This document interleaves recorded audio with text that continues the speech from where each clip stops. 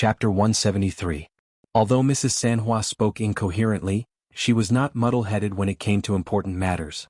Hearing Li Yunxin's words, she immediately screamed like a cat whose tail was stepped on. Ah, something good. What is it? Or body? My body? Li Yunxin smiled. That's right. It's a body. Maybe she was too excited, too happy, and too surprised. Hearing this, Sanhua did not say anything. Li Yunxin was silent for a while and continued to talk. The cat spirit's long eyelashes flickered, and she quietly came over to massage his legs. Her two small white fists were like white jade hammers, making him feel numb and comfortable. He let out a long sigh. That time in the wild forest, if it wasn't for you, I would have died. That night you saved me, I promised you that I would give you a result and a place to go. I also told you some rules, do you still remember? Mrs. Sanhua finally spoke. Her voice was still sharp and thin, but it was rare that she did not speak incoherently. First, you can't kill people. Second, you can't marry. Third, hey, you have to have a correct view of the world. You remember it very clearly. Li Yunxin nodded approvingly. You did well and you were very obedient. You passed the test temporarily. Taoist priest Danqing can give you a body. Taoist priest transcendent can turn illusion into reality, and Taoist priest true state can turn illusion into reality. However, the Taoist priest in the state of the transcendent was a rootless duckweed after all. If the original painting was destroyed, the real body would be gone as well. But Taoist priest true state can use your spirit or a part of your soul to turn illusion into reality. But your spirit and spirit will be consumed, and your mind will be damaged. So I have been asking you to possess the painting and the golden body. I don't want to use these two methods for you, because I want to give you something better. I've been thinking about it for the past few days and I've finally figured it out. Li Yunxin said, although I think this is a safe and feasible method, there are still risks. And once this method works, you'll have to help me do a few things when you get the real body, kill a few people. I need to ask you about this. Will you do it or not? The four monsters in the room all turned to look at the golden sculpture on the incense burner table. Qiao Jessen's soul turned around and stared at it, seeming a little envious. After a while, Sanhua said, murder? Aya, the king doesn't allow me to take anyone's life, Aya. Oh, those aren't humans, they're cultivators and Taoist priests. Li Yunxin spread his hands. It doesn't count as violating the commandments. Sanhua immediately cried out in joy. Hee, that's good, hee, kill, quickly give it to me. Okay. Li Yunxin reached out his hand to touch the fan and took out a scroll of paper. Then he stood up, shook his hand, and the scroll opened with a swoosh. It was a familiar figure in the painting. Then he slightly frowned, put his fingers together and shouted, go! The painting immediately emitted a burst of green light, and a figure slowly took shape in the green light. Li Yunxin shouted again, get on her body. A cold wind immediately blew in the hall. The triflower incorporeal spirit body suddenly pounced on the shadow. After another breath, the figure solidified. Li Yunxin stared at her for a while, then asked, are you still there? I'm here. It was indeed Sanhua's voice. But she only stood there, not daring to move, as if she was afraid that without Li Yunxin's order, she would damage her new body. Li Yunxin let out a sigh. Then, while staring at her, he slowly tore the scroll in his hand. The figure was still there. He pointed at the pile of paper on the ground, and the paper immediately turned into ashes. The figure was still there. Li Yunxin stared at Mrs. Sanhua for a while with a complicated expression, and finally let out a long sigh. Just as I expected. For the Taoist priests in painting, the state of the transcendent meant turning nothingness into reality. When in the state of emptiness, one could create virtual shadows to scare people. Just like when he used the shadow of the ninth young master to scare Constable Xing in the forest, and earned a chance to escape. But the shadow could be seen but not touched, it was just a shadow. When in the state of the transcendent, drawing on the paper, one could summon a real form. He drew a green-armored swordsman outside the half-collapsed temple of Mrs. Sanhua in the wild forest, and killed the thief. That was the method of the state of the transcendent. And at that time, although Mrs. Sanhua's spiritual power had barely reached the state of the transcendent, the swordsman that was summoned quickly disappeared when it saw human blood, an object of extreme yang. But when one reached the peak of the state of the transcendent and drew a picture, one could indeed summon a tangible object that was not afraid of any object of extreme yang. But, in fact, there were restrictions and rules. Otherwise, if a Taoist priest in the state of the transcendent painted every day, he would be able to draw an army on his own, The ability and power of the object summoned by the state of the transcendent depended on 2 points. If it really existed, there was no way to summon it. For example, if a Taoist priest in the state of the transcendent drew a picture of the 9th young master, and the 9th young master really existed, then it could not be summoned. Li Yunxin guessed that this was probably related to the emptiness of this world that Black Bai Yanjun mentioned. And if it was made by one's own imagination and it was also believed by the public, then the power would be slightly greater. For example, the people of a certain place all believed that there was a mountain god on the mountain, and the appearance would be described in detail. And this power of vow was not enough to produce a yin god. Once a painter in the state of the transcendent drew it, it would probably be a mountain god. If something was created out of thin air, for example, a drawing of Zhang San, then it would only be a Zhang San. An ordinary Zhang San would not have any hidden attributes, such as strong martial arts skills, demon-like wisdom, etc. However, there was still a limitation in the end. This type of abstruse method in essence had a subtle relationship with the emptiness and power of vow. The painter in the state of the transcendent drew a picture and summoned a person, but in reality he had used some kind of method that was similar to the power of faith, supplemented with Taoist arts. In a certain sense he had forcefully created a yin god. This process was very strenuous.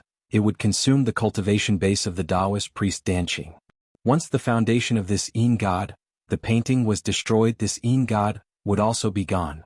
Once this yin god was brutally killed by an external force, then the Taoist priest Danqing, who had a subtle connection with this yin god, would also be injured. Therefore, using the yin god summoned by the state of the transcendent to fight was actually using the Taoist priest Danqing's life to fight. If it was not a critical moment, no one would be willing to use their own life and cultivation base to play around. However, Li Yunxin had just destroyed the picture scroll. But the figure was still there. This was a successful attempt that he made after connecting it with his experience of seizing Qi Wen's godly position. It really worked. As for the reason, he could only think of one thing. In the other world, this figure still had a wide range of believers. Therefore it could be preserved. This was the way of the long term. As he thought of these, he saw that Qiao Jiasen, who was attached to the clay sculpture, was staring at him. He did not know if she could understand, but Li Yunxin still shook his head slightly. Not now. With this painting alone, I have already fallen back to the middle stage of the transcendent.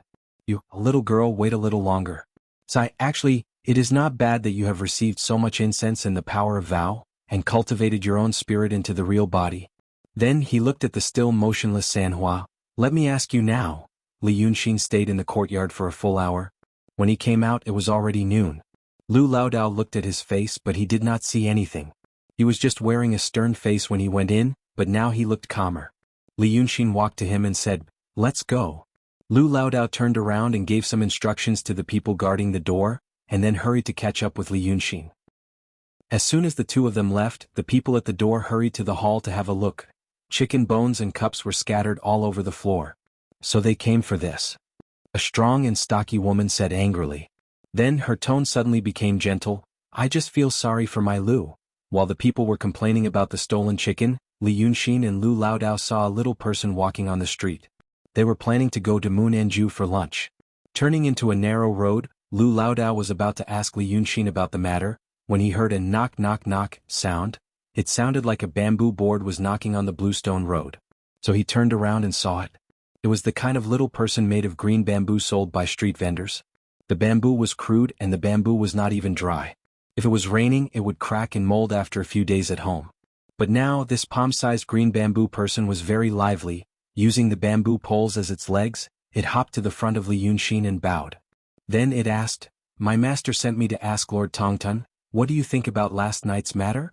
Li Yunxin tilted his head and looked at the little person. He laughed sinisterly. Your master is interesting. Why is he so impatient to kill a fellow practitioner? The green bamboo person bowed again. My master sent me to ask Lord Tongtun, what do you think about last night's matter? Li Yunxin was slightly stunned and snorted, Bah. So it turned out to be this kind of shoddy goods. Do you want to die? Even if your master didn't say it, I would still kill. After saying this, without waiting for the little person to bow again, he stepped on it. Then he looked around and saw a sparrow on the wall of the alley. It tilted its head and stared at him with two black bean-like eyes. Li Yunxin looked at it for a while, snorted again and pointed at it. If you want to kill me, I'll let you do it. But if I kill someone, you have to do something for me. The sparrow chirped twice, flapped its wings and flew away.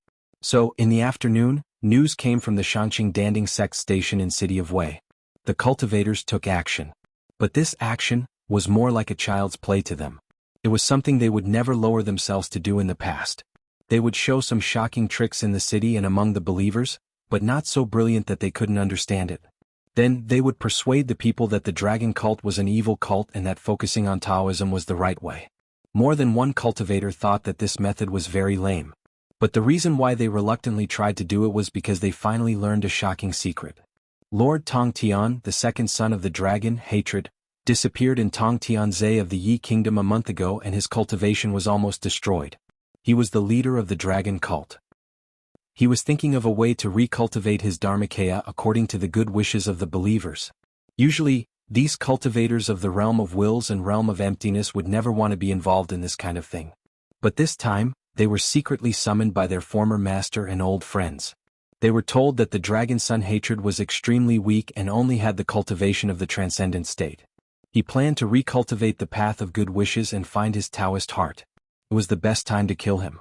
The Hatred gathered a group of monsters to create the dragon cult. The first thing the cultivators had to do was to cut off the source of its power of wishes. When this side was cleaned up, the president of the Langya Cave School of Law, the enlightened Jinren cultivator Yunzi, would come and kill him. By that time, everyone would have a share of such a magical power. Who wouldn't be tempted? For these low-level cultivators, it was Yunzi who told them not to tell their fellow Taoists. Even if someone came to ask them, they wouldn't tell them. They were afraid that the credit would be shared by more people. But the cultivators of Daotong were the same as the swordsmen of Kenzo. They were better at fighting. He said that he had to display his supernatural powers to these ordinary people, so he couldn't be too shocking and startle the dragon Yizi. It was indeed a difficult task. Plus, the dragon cult members must have done something wrong. Or in other words, the ignorant people were so stupid. They only said that Priest Liu of South Mountain worshipped the dragon prince and his hair turned from white to black in just a month. And the dragon cult didn't take any money from them. Instead, they often gave them aid. How could there be such a cult in the world? Because of this, from the time the cultivators received the news in the afternoon until the evening, almost everyone's efforts were in vain. The cultivators were patient. But this patience was for cultivation, not for mortals. If it wasn't for Yunzi's strict order not to take anyone's life, some cultivators who hadn't passed the killing tribulation and had an unstable Taoist heart would have already started killing. So some people decided to think of other ways. To break up the dragon cult. Perhaps cultivators weren't very good at bewitching people, but fighting and killing people were always better than that. These days they all knew that the dragon cult had a commanding elder and a young man called the cult master. What a joke. The real cult master was Hatred. Why would the dragon son appear in the market? It was obvious that he was a puppet. If he killed the puppet and the sect elder, wouldn't the cult disperse in an uproar? At that time, Reverend Yunzi would make his move, great things would be done. The first people who thought of this plan were a Void Realm cultivator and a Conception Realm cultivator. Chapter 174. These two people were originally fellow cultivators of Zhou Tian Lingbao School, and they came to the secular world together to experience the tribulation. The head of Zhou Tian Lingbao School, Tong Zhouzi, was one of the 5 cultivators who went to the Li State to pursue the Ghost Emperor a month ago. Unfortunately, although this person's cultivation level was high, he had a very rare shortcoming among high-level cultivators. He was stingy. Zhou Tian Lingbao School was also one of the 36 schools of Daotong. Although it wasn't as rich as the Heavenly Cave, it wasn't a poor family either. Even the most inferior school had enough treasures to buy half of the Daqing state. But this head of Tongzhou never gave the famous or precious books of his school to the cultivators to experience the tribulation.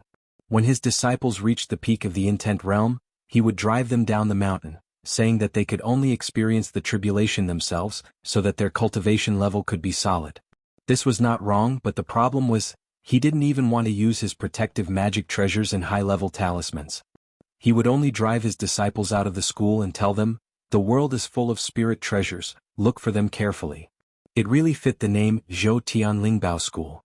The Intent Realm cultivator's Taoist name was Zi Guzi, and the Emptiness Realm cultivator's Taoist name was Ji Yoshi. He had met Yu Yunzi once in the past and he had given him some pointers on cultivation, so he owed him a favor. This time when he got the news he was the first to rush over, not because he was sentimental but because a true realm cultivator like Yunzi couldn't be as stingy as their head.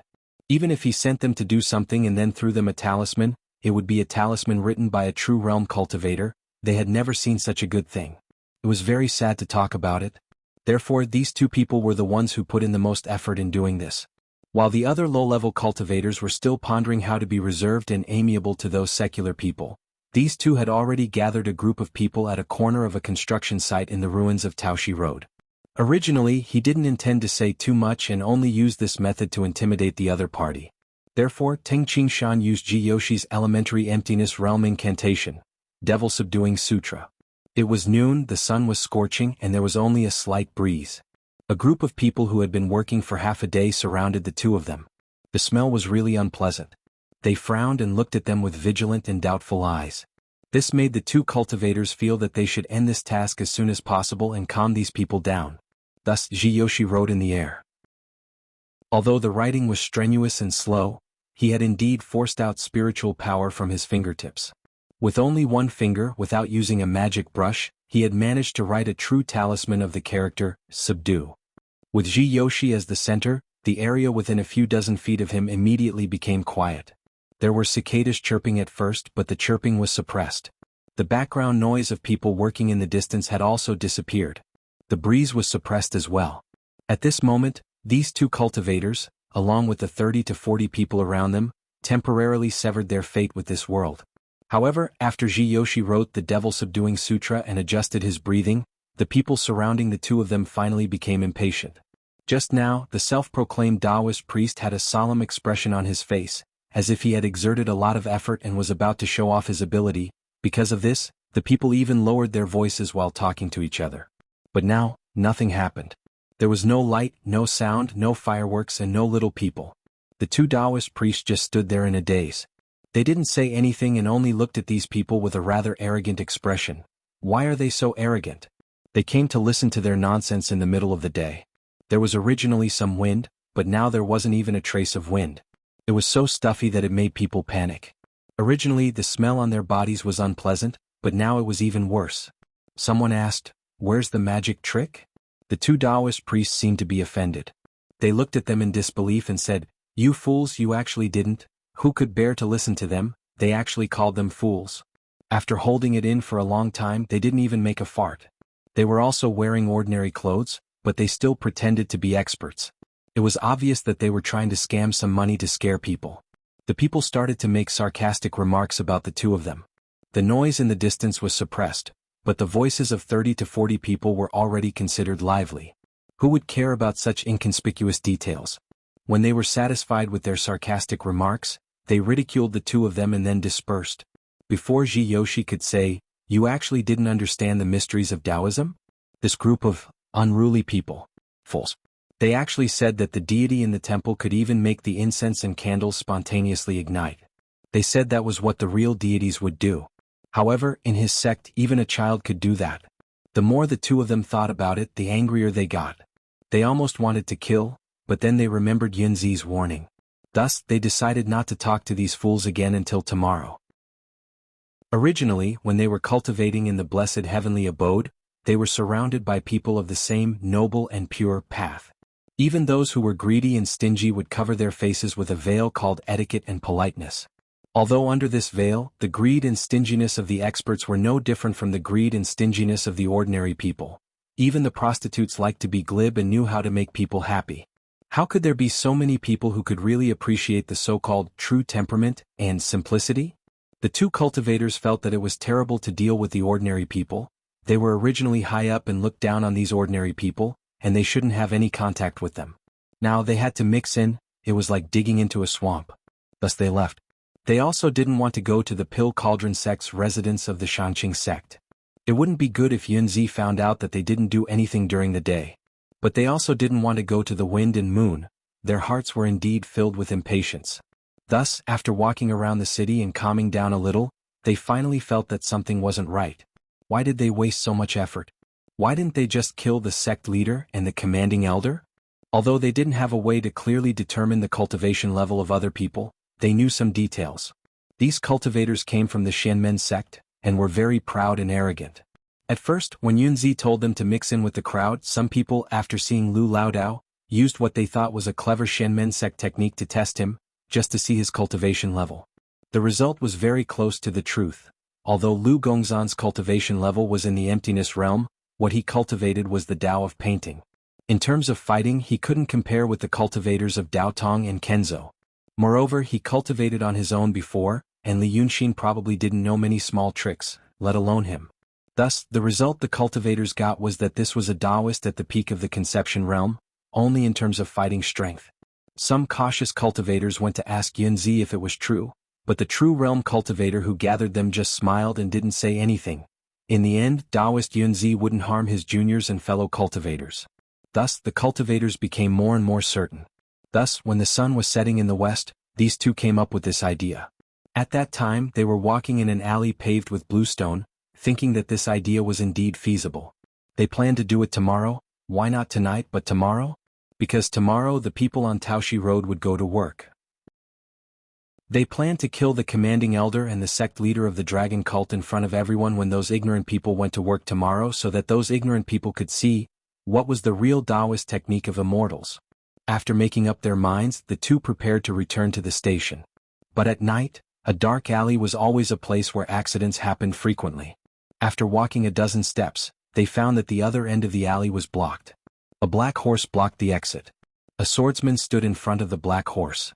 He wore black clothes, and his shoulders, elbows and other easily worn parts were lined with leather, which not only wouldn't be damaged, but also had a protective effect. He wore a bamboo hat. It was unknown how, but the bamboo hat was also black. It was pulled down low, revealing only his firm lips and his broad chin, which looked strong and powerful. He stood in the middle of the road with a black saber in his arms. The moonlight cast a clear glow on the blade. Ziguzi and Jiyoshi looked at each other, stopped, and looked at the person in front of them in surprise. Cultivators might not be able to see the level of other cultivators, but it wasn't difficult to see the level of mortals. Right now, this man with a black saber was going to stop them. Does he want to die? Perhaps it was because they had a belly full of resentment from the secular people during the day that they had nowhere to vent. The two cultivators tacitly stopped talking and stood still. They didn't wave their hands to send him flying, but in some kind of complicated and subtle state of mind, they wanted to listen to what he had to say. The swordsman in black saw the two's movements through the gap of the bamboo hat. Then he squinted his eyes, but he still couldn't see clearly through the gap, so he used the hilt of the saber in his arms to push the bamboo hat upward, and finally saw the surprised expression on the two's faces. This was a result that he was satisfied with. He smiled slightly, revealing a row of snow-white teeth. Under the moonlight, the dark night, and the black clothes, this made him look dangerous and cruel. I am Black Saber Ingjuren. There are some things I want to ask you two friends. When the other party heard his name, the expression on his face was still surprised. But he had already calmed down and only stared at him. This was a very normal reaction. Jianghu people would probably have two reactions when they heard the name Black Saber Ingjuren. Those with a high enough status might admire him or despise him or gnash their teeth, but they would always know him. As for the small characters, those who had just entered Jianghu and were ignorant, they would probably be like this. They still didn't know who was standing in front of them. A faint smile appeared at the corner of his lips. During the day I saw the two of you doing things, hee. Your methods weren't very clever. Didn't you use your methods well? The two of you look clean, and the way you speak also seems to be educated. But which temple attendant has lost his job, and you want to earn a bowl of unconventional food? I guess you want to get a share of the profits from the dragon cult. Since those people believe in the so-called dragon prince, they are also idiots. They have become a good target for you. But the two of you, let me give you a piece of advice. You can't afford to eat the dragon cult's food. I'm afraid that if you eat it, you will lose your life. After saying this, the two opposite him seemed to want to laugh. They didn't take his advice to heart at all. But Black Saber Ingjuren wasn't angry. He shook his head. Alas, do you know who is behind the dragon cult? You know that it is the Yu family in the city of Wei who is doing things behind the scenes? He is a businessman and deals with the government. He is not a Jianghu person, so he really can't interfere with our Jianghu affairs. But, what about the Eagle King Castle? You cannot know, right? 20 years ago the Eagle King's son Dingheng destroyed the whole Chen family. Since then the Eagle King Castle has dominated Jianghu. Let me tell you, today the Yu family is still related to the Eagle King Castle. After saying this, Ingjuren stared at the two people. Now that you know all this, I will ask you one more question. Do you want to get rich? Jiyoshi let out a sigh gently. Oh, rich? What kind of rich? Ingjuren snorted. Those followers and believers of the dragon cult are actually people with a hard life. They are bewitched by the cult for a while, and they have given away a lot of their wealth. I have never seen such things in other prefectures. The cult collects money and then runs away after that. Only the common people suffer. They are all poor people. Why do you want to take advantage of them? In my opinion, we Jianghu people should be open and above board in doing things. You have been mingling with those followers these days, so you should know that the dragon cult has a golden statue. It weighs 16 kilograms and weighs 2 or 3 coins. If you rob the golden statue, First, you can rob the rich and help the poor. Second, the dragon cult can't even guard the golden statue. How can its followers believe it? In a few days, those deceived people will scatter like birds and beasts. But Ji Yoshi suddenly interrupted him. Why do you keep an eye on us? How long have you been watching us? Ingjuren slightly raised his head and said proudly, no one can know who I Ingjuren want to watch. As for why I watch you, just think of it as a gift from God to you since you are tired. So you're saying that the two of us are nothing special in your eyes and it's just a coincidence? Guzi added. Yes. Since you said that we are not worthy of the dragon cult's rice bowl and talked about the Eagle King fort, why do you want to do this and provoke them? Ingjuren slightly frowned. As a Jianghu person, he realized that these two people were not right. The tone of these two people was calm and unhurried. After hearing about the golden statue that weighed 16 kilograms, they did not look greedy at all. So the two of you are the claws and teeth of the Eagle King castle. Ingjuren suddenly took off his bamboo hat, tightly gripped his black blade and shouted out. With such a shout, the black saber tore through the air with a hum and slashed at the place where the two people were standing. However, the two cultivators only took a slight step back, and the saber was dodged. Black Saber Ingjuren only needed a blink of an eye to understand the situation. The two people were not afraid at all after hearing his name. They deliberately put on a show during the day to lure him into a trap. Now they easily dodged his saber. These two people's martial arts were shockingly high and their thoughts were shockingly deep. He shouted again, let's go together. Let's fight them to death. As soon as he finished speaking, an old man walked out from behind the black horse. He was also dressed in black and held a black saber. However, after hesitating for a while, he said, Hero Ing, I remember you told me that this path of 7 killings is the path of advancing courageously alone.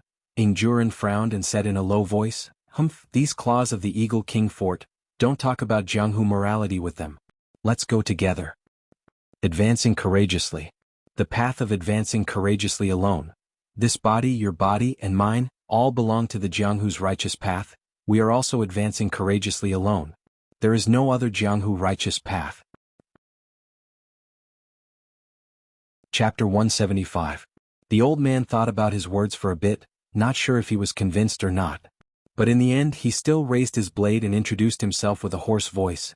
I'm man-killer fiend Meng Ao, my blade doesn't kill nameless people. Who are you? Tell me your name. Now that things had developed to this point, it was no longer interesting for the two cultivators. Originally they only thought he was a fun guy to play around with. But now that the situation had turned into a cliché of fighting and killing, the cultivators didn't have the mood to spar with the people of Jianghu. And they didn't want to waste any more words with this man-killer fiend Meng Ao. Guzi casually took out a talisman from his sleeve, flicked his wrist and threw it out. Then he quickly walked towards Black Blade Ingjuren and man-killer fiend Meng Ao, extending his hand. As soon as the talisman was used, the two Jianghu cultivators felt a sudden sense of weakness, silently cursing in their hearts. This wasn't a feeling of weakness from a fierce battle, nor was it a feeling of physical exhaustion from hard work. At that time there was still a bit of chi left in their hearts. Even if their bodies were tired, their hearts still wanted to persevere. But right now the feeling they were feeling right now was a feeling of powerlessness on a fine spring night, or the feeling of lying on a bamboo bed by the window listening to the sound of falling flowers. Their bodies didn't want to move and their hearts didn't want to move either. They didn't even want to hold their blades.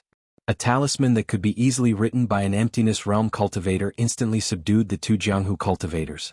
Guzi walked in front of them and stretched out his hands, grabbing them by the neck like he was grabbing chickens. He easily lifted them into the air and shook them violently. Clink clank clank clank clank. Blades, daggers, darts, hooks, iron spikes, hemp ropes, cow tendon ropes, copper coins, silver and gold leaves, everything was shaken out and fell to the ground. Then the cultivator pressed their bodies a few times and threw them to the ground. To mortals, spirit energy that was even more tyrannical than the most profound inner energy sealed their acupuncture points. Other than their eyes and mouth, they couldn't move anywhere else.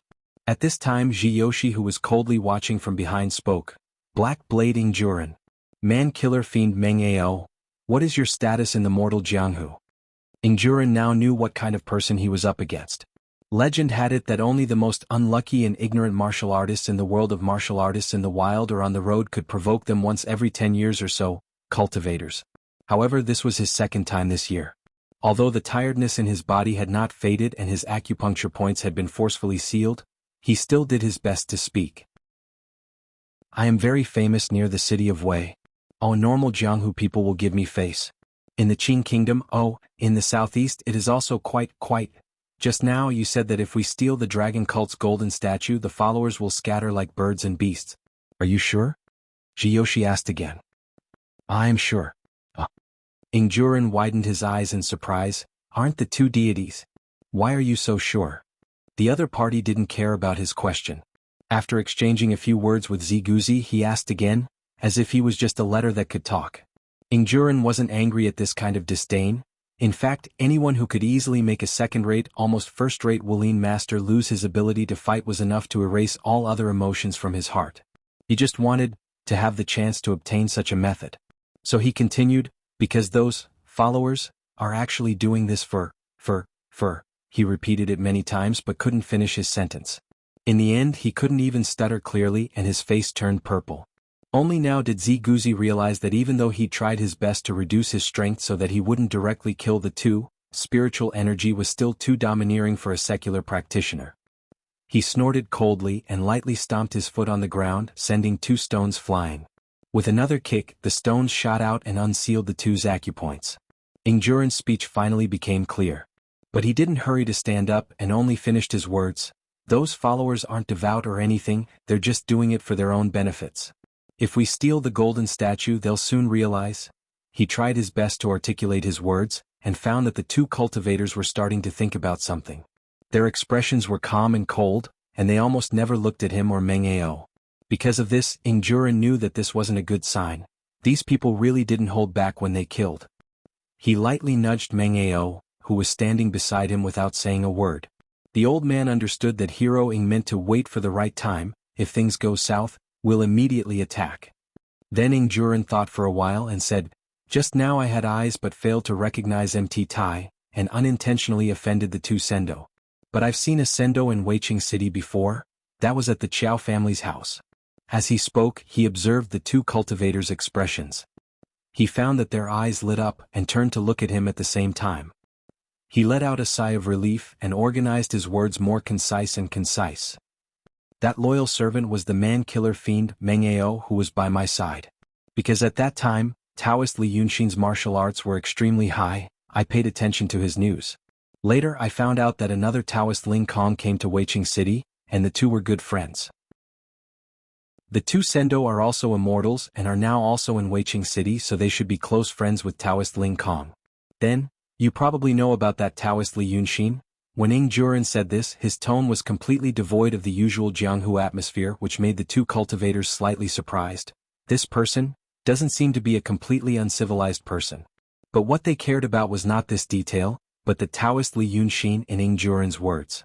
When he finally finished telling them what he knew, Jiyoshi and Ziguzi looked at each other and frowned slightly. That day you saw that Li Yunxin in the Chow family's house, so you paid attention to him. Jiyoshi thought about what Ingjuren said and asked him slowly and carefully, so in the following days I tried to find out more. I thought he was a hidden master, but later I found out that he was a cultivator. Because you paid attention to him and inquired about him, you knew that he spoke in a strange way. How strange. Ingjuren suddenly realized that he had made the second mistake tonight. These two cultivators and that Li Yunxin were not the same kind of people. But for the people in the secular world, they couldn't be blamed for making this kind of mistake.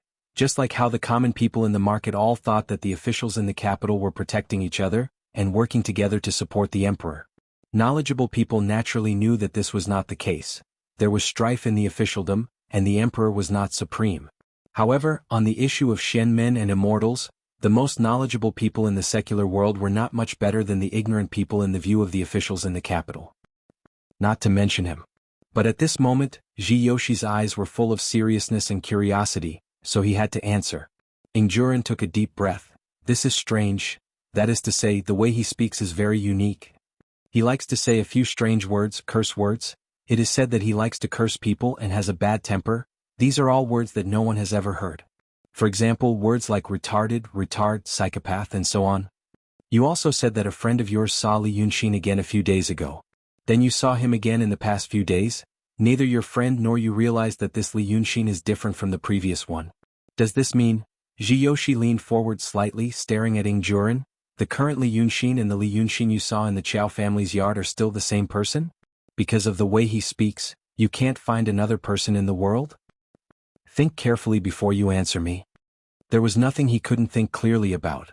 The only thing he didn't know was how the other party would react after answering him. Ingjuren's brain was working very fast, but finally, he still couldn't think of a good way. So he could only secretly raise his breath, ready to turn around later. He said in a low voice, "Yes. It should be the same person." Yoshi immediately straightened his body and turned to Ziguzi. "Something went wrong with my master. Li Yunxin didn't die. Things are different from what we thought." At that time, Fairy Ling Kong said that Li Yunxin was a Taoist painter who could make treasured scrolls. This kind of person is now the leader of the dragon cult. This dragon cult is not as simple as my master thought. Ziguzi also frowned. Shiwen, hatred, Lord Dongting. These things may be different from what we thought. This news is... The two cultivators looked at each other. The next moment, a smile suddenly appeared on their faces. Amazing! They weren't nervous at all, not even a little bit. They thought they had the ability to do so. A true state cultivator, 36 wills and emptiness state cultivators gathered in the city of Wei. With such a magnificent lineup, they could flatten the Wei River Prefecture within 3 months. Even if something went wrong, it would mean that it would be the work of the two of them and not a crisis. The young man we met during the day is Li Yunxin. Taoist painter. I heard from the senior cultivators that he's not good at fighting. No. It's because of Taoist painter. What do you mean? We are good at meeting enemies on a narrow path, and that Taoist painter is good at planning. Li Yunxin must be prepared, we can't be careless. Taoist painter is also a cultivator, it's good to be cautious. Alas. That's true. But Taoist painter doesn't have any inheritance, he can't be that good. Unfortunately, we don't have any good treasures. If there is, that's true. If there is any treasure, alas, if we capture that Li Yunxin, it will be a great achievement. The two of them spoke very quickly, and in the blink of an eye, they had said so much, leaving Ingjuren and Mengao aside. The two Jianghu experts looked at each other in the dark alley, wishing they could plug their ears. Although they didn't understand, they knew that they were talking about the secrets of the cultivation world. If they heard it, how could they let them go? In the end, Yoshi sighed, speaking of treasures. Alas. Last year, during the Heaven Sovereign's Christmas, I went to the Kongyun sect. Do you remember Taoist Red Clouds, one of the 3 disciples of the Kongyun sect? His cultivation of wills and Tao were really mediocre. However, he hid a rui in his sleeve, and once he took it out, it shone brightly and all the evil ghosts avoided it. So I asked him, what do you think? That rui, as long as you're a direct disciple of the Kongyun sect, you'll have it. I'm really envious. Ziguzi also sighed with him, but then shook his head. Brother, you don't have to be envious of them. Let's talk about the Dragon Son's hatred. Dragon Son. Once he's killed, the dragon horns, dragon scales, dragon tendons and dragon souls are all treasures. Our master is a generous person, so we can't miss out on some benefits. As for that Li Yunxin. Diske, if we catch him and ask him to paint a few scrolls for us, our master probably won't say anything. That's right. But let's talk about this tomorrow. Yoshi stopped talking, glanced at Ingjuren and Mengao, and suddenly thought of something. Maybe it was because he was in a good mood because he had just obtained an extraordinary skill, so he asked, from what you said just now, it seems like you have a grudge against the Yu residents in the Eagle King Castle. But why did you come to the city of Wei to provoke the dragon cult? Ingjuren hesitated for a while and then said in a deep voice, I want to help my friend get revenge. Yoshi thought this was a boring reason.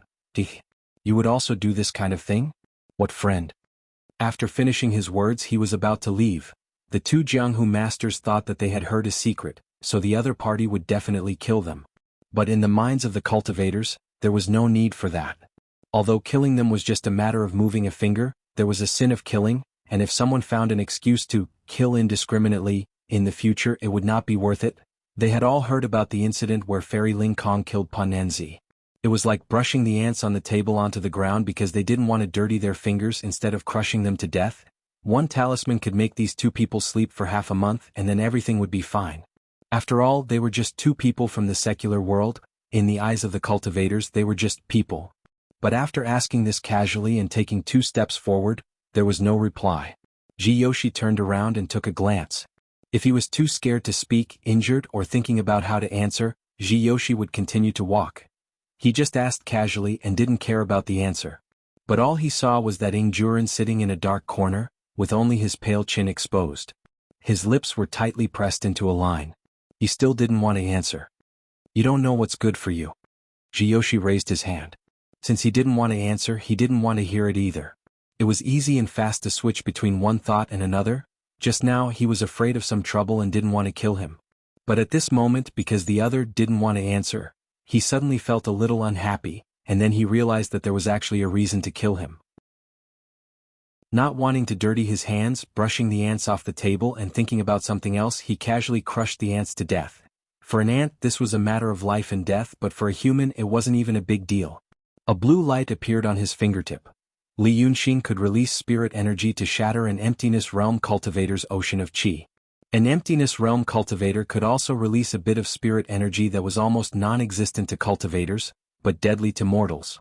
When Ingjuren saw the green light, he subconsciously raised his hand as if he wanted to block it. Man-killer fiend Mengao also saw the blue light and stood up, as if wanting to jump in front of Ingjuren. But then he heard a frivolous voice. I suddenly feel like this person isn't bad. What do you guys think?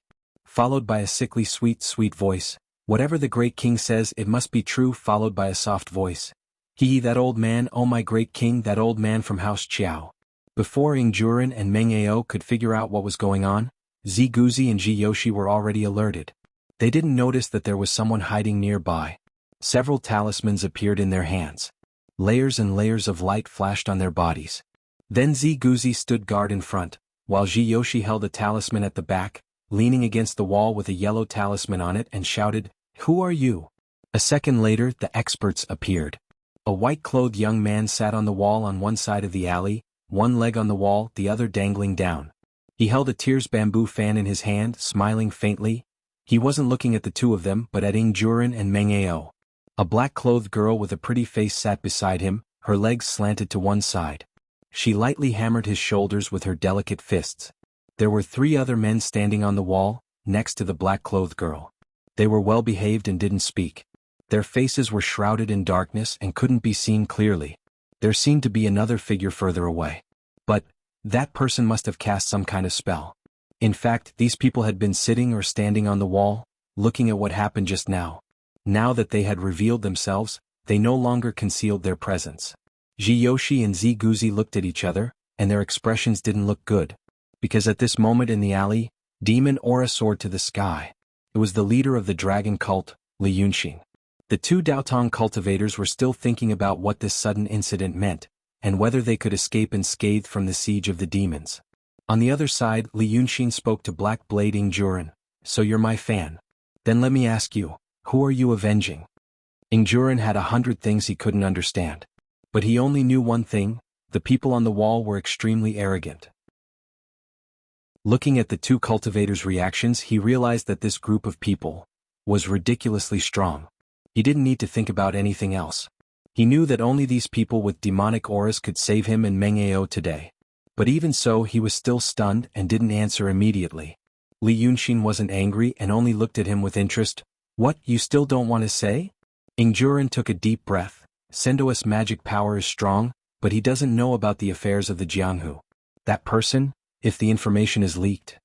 Enough! Li Yunxin raised his fan and interrupted him as if he didn't care about the answer. He pointed at Ingjuren and Mengao, then turned to Jiyoshi and Ziguzi. I'll protect these 2. Chapter 176. Jiyoshi and Ziguzi didn't quite understand what "I'm covered" meant. But cultivators knew other cultivators best, and they knew demons best. Therefore, they knew that the other party didn't care whether they could understand the meaning of the words, just like they didn't care about what the 2 secular people said. However, judging from the tone and expression of the other party, they could roughly figure out what the three words were trying to convey. These demons and that Taoist priest Danqing Li Yunxin were very bold. Now that immortal Yunzi was in the city of Wei, and there were dozens of cultivators in the city, they dared to show up so openly. After having such a thought, the two cultivators felt a little calmer, and felt ashamed of their panic just now. Appearing at this time and in this way, it seemed that the other party just wanted to convey an attitude or send a signal. The whole city of Wei was under the control of Dao Tong. If the two of them really fought fiercely here, the delicate balance in the city would be broken.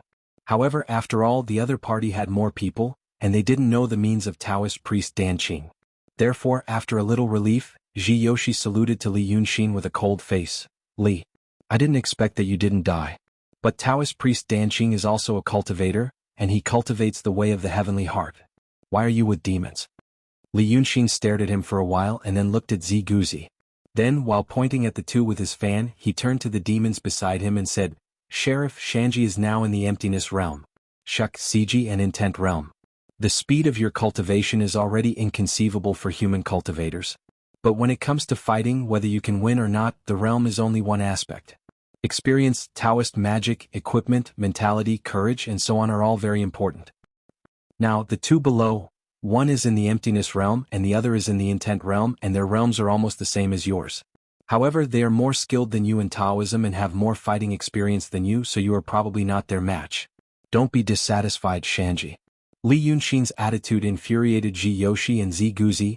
Li Yunxin's disdain was different from the disdain of those ignorant mortals. This disdain came from a fellow cultivator. In fact, it couldn't even be considered contempt, it was disregard. However, they were not Ing Juran or Meng Ao. He did not think that the other party was much more brilliant than him. Although Taoist priests and painting were rare, it wasn't unheard of. Some heavenly caves and sects would worship them. In the eyes of the cultivators of Daotong and Kenzo, Taoist Danqing was not a very orthodox cultivator. In other words, it was a simplified version of a cultivator. They only cultivated realms, not Taoist magic. Previously, Ji Yoshi reminded Zi Guzi to be careful of Taoist Danqing Li Yunxin's means. Even without Taoist magic, Taoist Danqing's painting scrolls and formations were very troublesome. However, this cautious thought was overwhelmed by the disdain they suffered. The two Taoists who had only gone through the love tribulations were irritated. They thought that even if they were not as good as the others and could not defeat the demons, they needed to let them know that the cultivators of Daotong were not ants that could be crushed easily, they were not ordinary mortals. However, Ji Yoshi was more determined, while Zi Guzi was a little hesitant. He was in the realm of conception. However, according to Li Yunxin's tone, the two with the lowest cultivation were also in the realm of conception. He was afraid that he would suffer a more troublesome injury, which would affect his future cultivation. Therefore he stopped them. After all, they have the advantage in numbers. Senior brother, we'd better lie low for a while. Don't you realize what kind of situation we are in today? But Ji Yoshi looked at him seriously. The dragon cult has a plan in the city. Now that they know that we may take action, they came to do something. So someone came and did something, a warning, an ultimatum. If the two of us show weakness and let them do whatever they want, not only will we lose face for Daotong and our master, but we will also be ridiculed by them tonight. Only by letting them know that we are not to be trifled with can we gain respect. Respect comes from power. Zi Guzi had to admit that Ji Yoshi's words were very reasonable. In fact, they were indeed very reasonable. Therefore, he did not say anything more and let Ji Yoshi speak loudly. At first, I thought that the hierarch of the dragon cult was just a puppet. But now I know from the two that it is Taoist Danqing Li Yunxin. You are not dead. Since you are not dead, I don't want to ask you how you survived. But you have to think twice. Demons are after all different species. If you have difficulties, you may be forgiven by Daotong after the matter in the city of Wei is over. But the premise is, Li, you can be forced by the demons but you can't be the accomplice of the evildoer. Li Yunxin heard his words and felt that Ji Yoshi's words were beautiful. Not only did he make his position clear, but he also gave himself a way out. Therefore, he glanced at the chicken spirit and shook his head with a smile. Are you really not convinced? Fine, I have spoiled you before. You still don't know how dangerous the Jianghu is. Then go and have fun, you can choose one of them and defeat either of them. When this matter is over, you will be in charge of the Liuhe prefecture. At least I didn't give you this name for nothing. When a man in colorful clothes beside him heard this, he immediately cheered and jumped into the alley. Jiyoshi angrily widened his eyes. Does Li really want to humiliate us like this? Li Yunxin didn't pay any attention to him. The emptiness boundary Taoist shouted again, even if we have to fight, it shouldn't be this demon, you should do it yourself. The black-clothed woman on top of the wall seemed to have heard a joke and suddenly laughed. Her slender and soft waist bent like a weeping willow. She leaned on Li Yunxin and said coquettishly, "My king, look at that idiot's stupid words." Li Yunxin only smiled, "Be careful." When the chicken spirit heard this, it pounced toward the two cultivators without any fear of death. This caused Jiyoshi and Ziguzi to be stunned.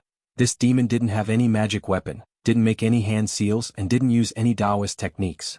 It only used its body to attack. Was it a strategy to lure the enemy or some other unique skill? Jiyoshi only had time to glance at Li Yunxin on top of the wall before the strong wind created by the demon's attack arrived. Although Ingjuren and Mengao were still slightly worried about their own fate, they couldn't help but cheer in their hearts when they saw this scene. What a brilliant kung fu!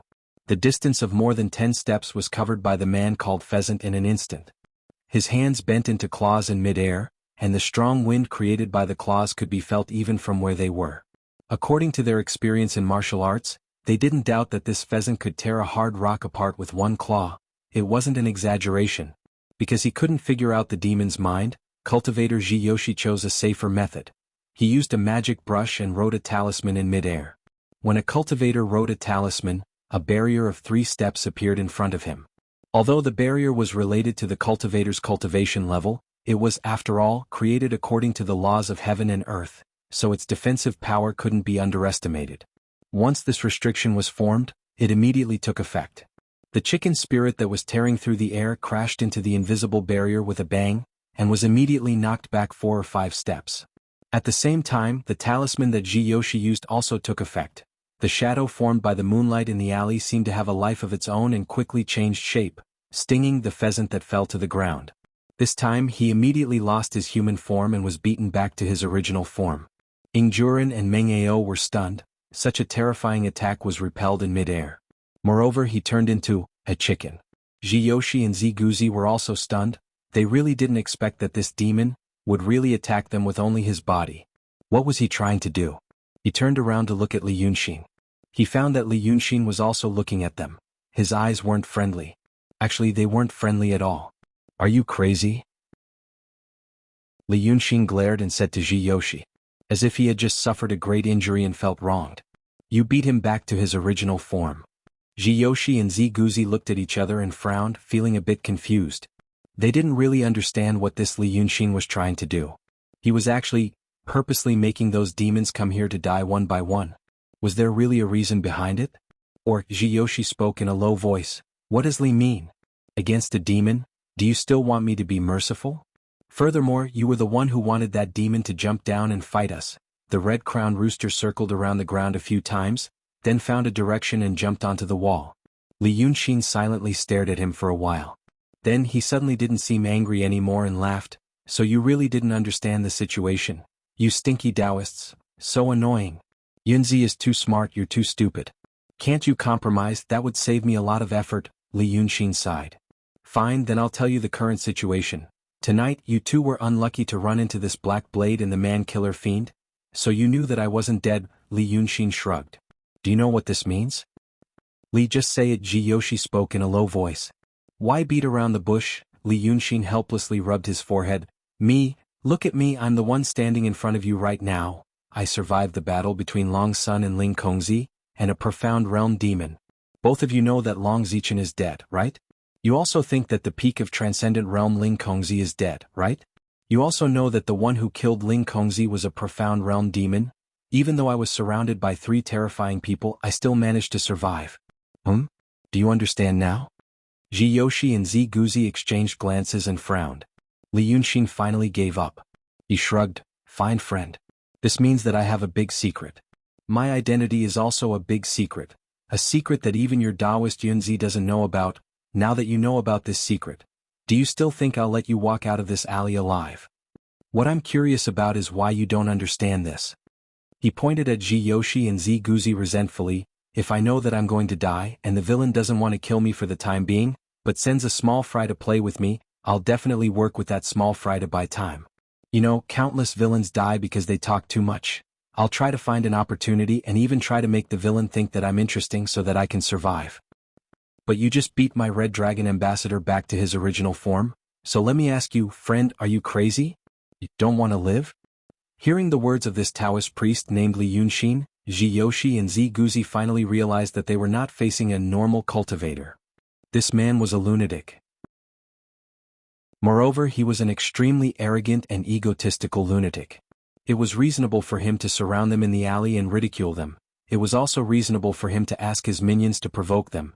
It was even reasonable to break their hands and feet and let those monsters humiliate them. But now he was talking to them with an attitude of, you should be obedient and begging for mercy, but now you're not obedient and sensible enough. Ji Yoshi was furious in his heart, and the magic brush in his hand suddenly glowed with a misty green light. He took a step forward and widened his eyes, saying, You don't think that your Taoist master will avenge you in the future. Li Yunxin waited for his anger to brew, then looked down at him coldly and interrupted him. Now you think that I'm unreasonable and arrogant, and you're angry that you want to fight me even if you have to die. Although cultivators cherish their lives very much, the two of you are in a low state, and you don't know what it means to cherish your lives. As he spoke, he stood up and put away his previous arrogant and frivolous attitude. This is the result I want. You're extremely angry. Because only when a person with extreme anger dies will his obsession be extremely strong, and he will remember the things that happened before his death deeply. But after all, there is still a little hope in your hearts. This hope comes from my own funeral. What else do you think Yunzi will do? Now let me tell you. The reason why I killed the two of you in this alley tonight and didn't worry that Yunzi would destroy the dragon cult out of anger is because, under the two cultivators' shocked and incredulous gazes, Li Yunxin smiled cruelly and added the last sentence. He asked me to do this. I killed the 36 cultivators and he will get the power that Dao Tong gave him. I live and he benefits. Welcome to the real world, kill them. Such words set off a monstrous wave in the hearts of the two cultivators. The shock made them unable to calm down and think about whether what the other said was true or false. Ji Yoshi's eyes twitched and he quickly blinked a few times. Suddenly he shouted at Li Yunxin furiously, Even if I die, I'll drag you to the grave with me. Take this move of mine. He finally decided to attack this Taoist priest. Before he died, even if he couldn't kill him, he would at least leave a wound on him. However, the man in white standing coldly in the darkness on top of the wall didn't move. He just slightly bent his finger. For some reason it reminded Ji Yoshi and Zi Guzi of the way they killed the two Jianghu people. The two cultivators felt their hearts plummet. It was as if the alley had suddenly been separated from the world. And the few monsters standing on the wall and that Li Yunxin seemed to have gone far away. The people and events in this alley were temporarily cut off from this world. Just like what they did during the day. Just stronger. Then they heard someone talking in the darkness on the other side of the alley. The voice was sharp and weird, making people's hair stand on end. Ah, you guys, you're not qualified to be killed by the king. Humph, how dare you? Kneel down when you see me. I'll play with you. They saw a fiery red figure walking out from the darkness. Flames suddenly appeared. Chapter 177. The flame lit up the alley. The light itself turned into a substance like water or mist. Because of the law of insulation fruit, it only existed in the alley and didn't spread out at all. This made the person in the flame clearer and more dazzling. At first, the two cultivators thought it was a female general with a red helmet and red armor. Flames that appeared out of thin air surrounded her feet, spiraling and blooming on the ground, like a flaming dress. The flame licked the ground and the wall, and the steam made the air hot and twisted. The female general had a pair of fiery red eyes, and her pupils were like thin black lines. This meant she was a dragon's. A terrible and ominous premonition suddenly rose in the two cultivators' hearts. Because of this fear and surprise, they finally saw the armor on the female general clearly. It seemed to be more than just an armor. The red hard armor only protected the dragon lady's head, chest, hips, arms, shoulders, and elbows. The other parts, the cultivators originally thought the gray color was the inner lining. But now they realized that it was actually covered with a large number of scales growing out of her body. The shape of the armor was strange and they had never seen it before. But the two huge, ferocious-looking arm shields with sharp blades on the elbows left a deep impression on them. Now the hands of the dragons were also burning with flames, and the 5 fingers and palms turned almost transparent red in the flame. This didn't match her sharp and demonic voice. But the cultivators didn't have the mood to judge the other's appearance, voice, or even eyes. Ziguzi stared at the dragon lady who walked out of the flame with a terrible momentum, and felt his fingertips trembling slightly. And he said to his senior brother with the same trembling voice, Z. Jiyoshi let out a sigh and clenched his teeth. He knew that the one in front of him might be hatred. The dragons that appeared in the city of Wei, besides hatred, who else could it be? But he didn't expect that hatred's avatar was actually a woman. Now, the woman stopped 5 steps away from the two of them. She was slightly taller than the two cultivators. So she looked down at them, and the light of the fire threw dancing shadows on her face. When she spoke again, her voice was still shrill. But his tone became slower, languid, and deep. This made her sound like a little girl who was full of malice and was staring at the two little toys with cruel curiosity. She was dangerous and unpredictable. Oh, I've waited for so long. As she sighed with emotion, she stood in front of 2 cultivators in the alley, with her back to Li Yunxin and the 4 demons on top of the wall. Therefore, only Jiyoshi and Ziguzi could see that she was rolling her eyes strangely. One of her eyes was staring at the 2 cultivators, and the other was tilted to the side. He seemed to be looking at the people on the wall. Naturally, she could not see the people behind her through her own head. Therefore, this strange scene only lasted for a very, very short moment. It was so short that the 2 people who were about to die wondered if it was an illusion because of the fire and the shadow. At this moment, Jiyoshi and Ziguzi suddenly realized something else. If the dragons in front of them were hatred, that Li Yunxin could actually tell her to kill them, in such a casual but obviously condescending tone. Who was he? Jiyoshi suddenly turned to Li Yunxin and frowned. You? But because of his movement, the pupils of the dragon lady suddenly shrank, as if she was extremely afraid of him talking to Li Yunxin again. Just after he said that word, the dragon lady spat out a rare short but clear word, die. Then, just like the chicken spirit just now, with a fierce momentum, with overwhelming flames and extremely high heat, she fiercely pounced over. Zhen Chen Natal Essence. Jiyoshi shouted to Ziguzi in a low voice. His hand did not stop moving. 2 golden characters had already been sketched out by the magic brush in an instant, even before he had finished speaking. Hold on. You hold them off, I will go. Ziguzi spoke almost at the same time, and his figure suddenly became blurred. The 2 said different things and did different things, but their purpose was the same. Previously, they only knew about Li Yunxin and thought it was a miraculous achievement. They wanted to go back and tell Yunzi about it in exchange for some benefits. Because in their view, whether Li Yunxin was dead or alive, it did not matter to the big picture. A true state cultivator could solve a lot of problems. However, what they saw now was Yazi. If Dragon's son wanted to kill them in the city of Wei, even a stupid guy would know that the situation must have changed greatly. Cultivators did not take emotions seriously, but after all, they only took the emotions of cultivators and mortals lightly. Among the cultivators, especially the low-level cultivators like Jiyoshi and Ziguzi who had only gone through the love and hatred trial, there were many who had deep relationships. The 2 had been together for a long time, and they had a tacit understanding.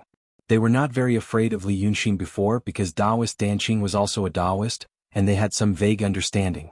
But now it was Dragon Lady who was going to kill them. Hatred was notorious, and even though he was in trouble, he was still a person that could not be underestimated in the hearts of cultivators.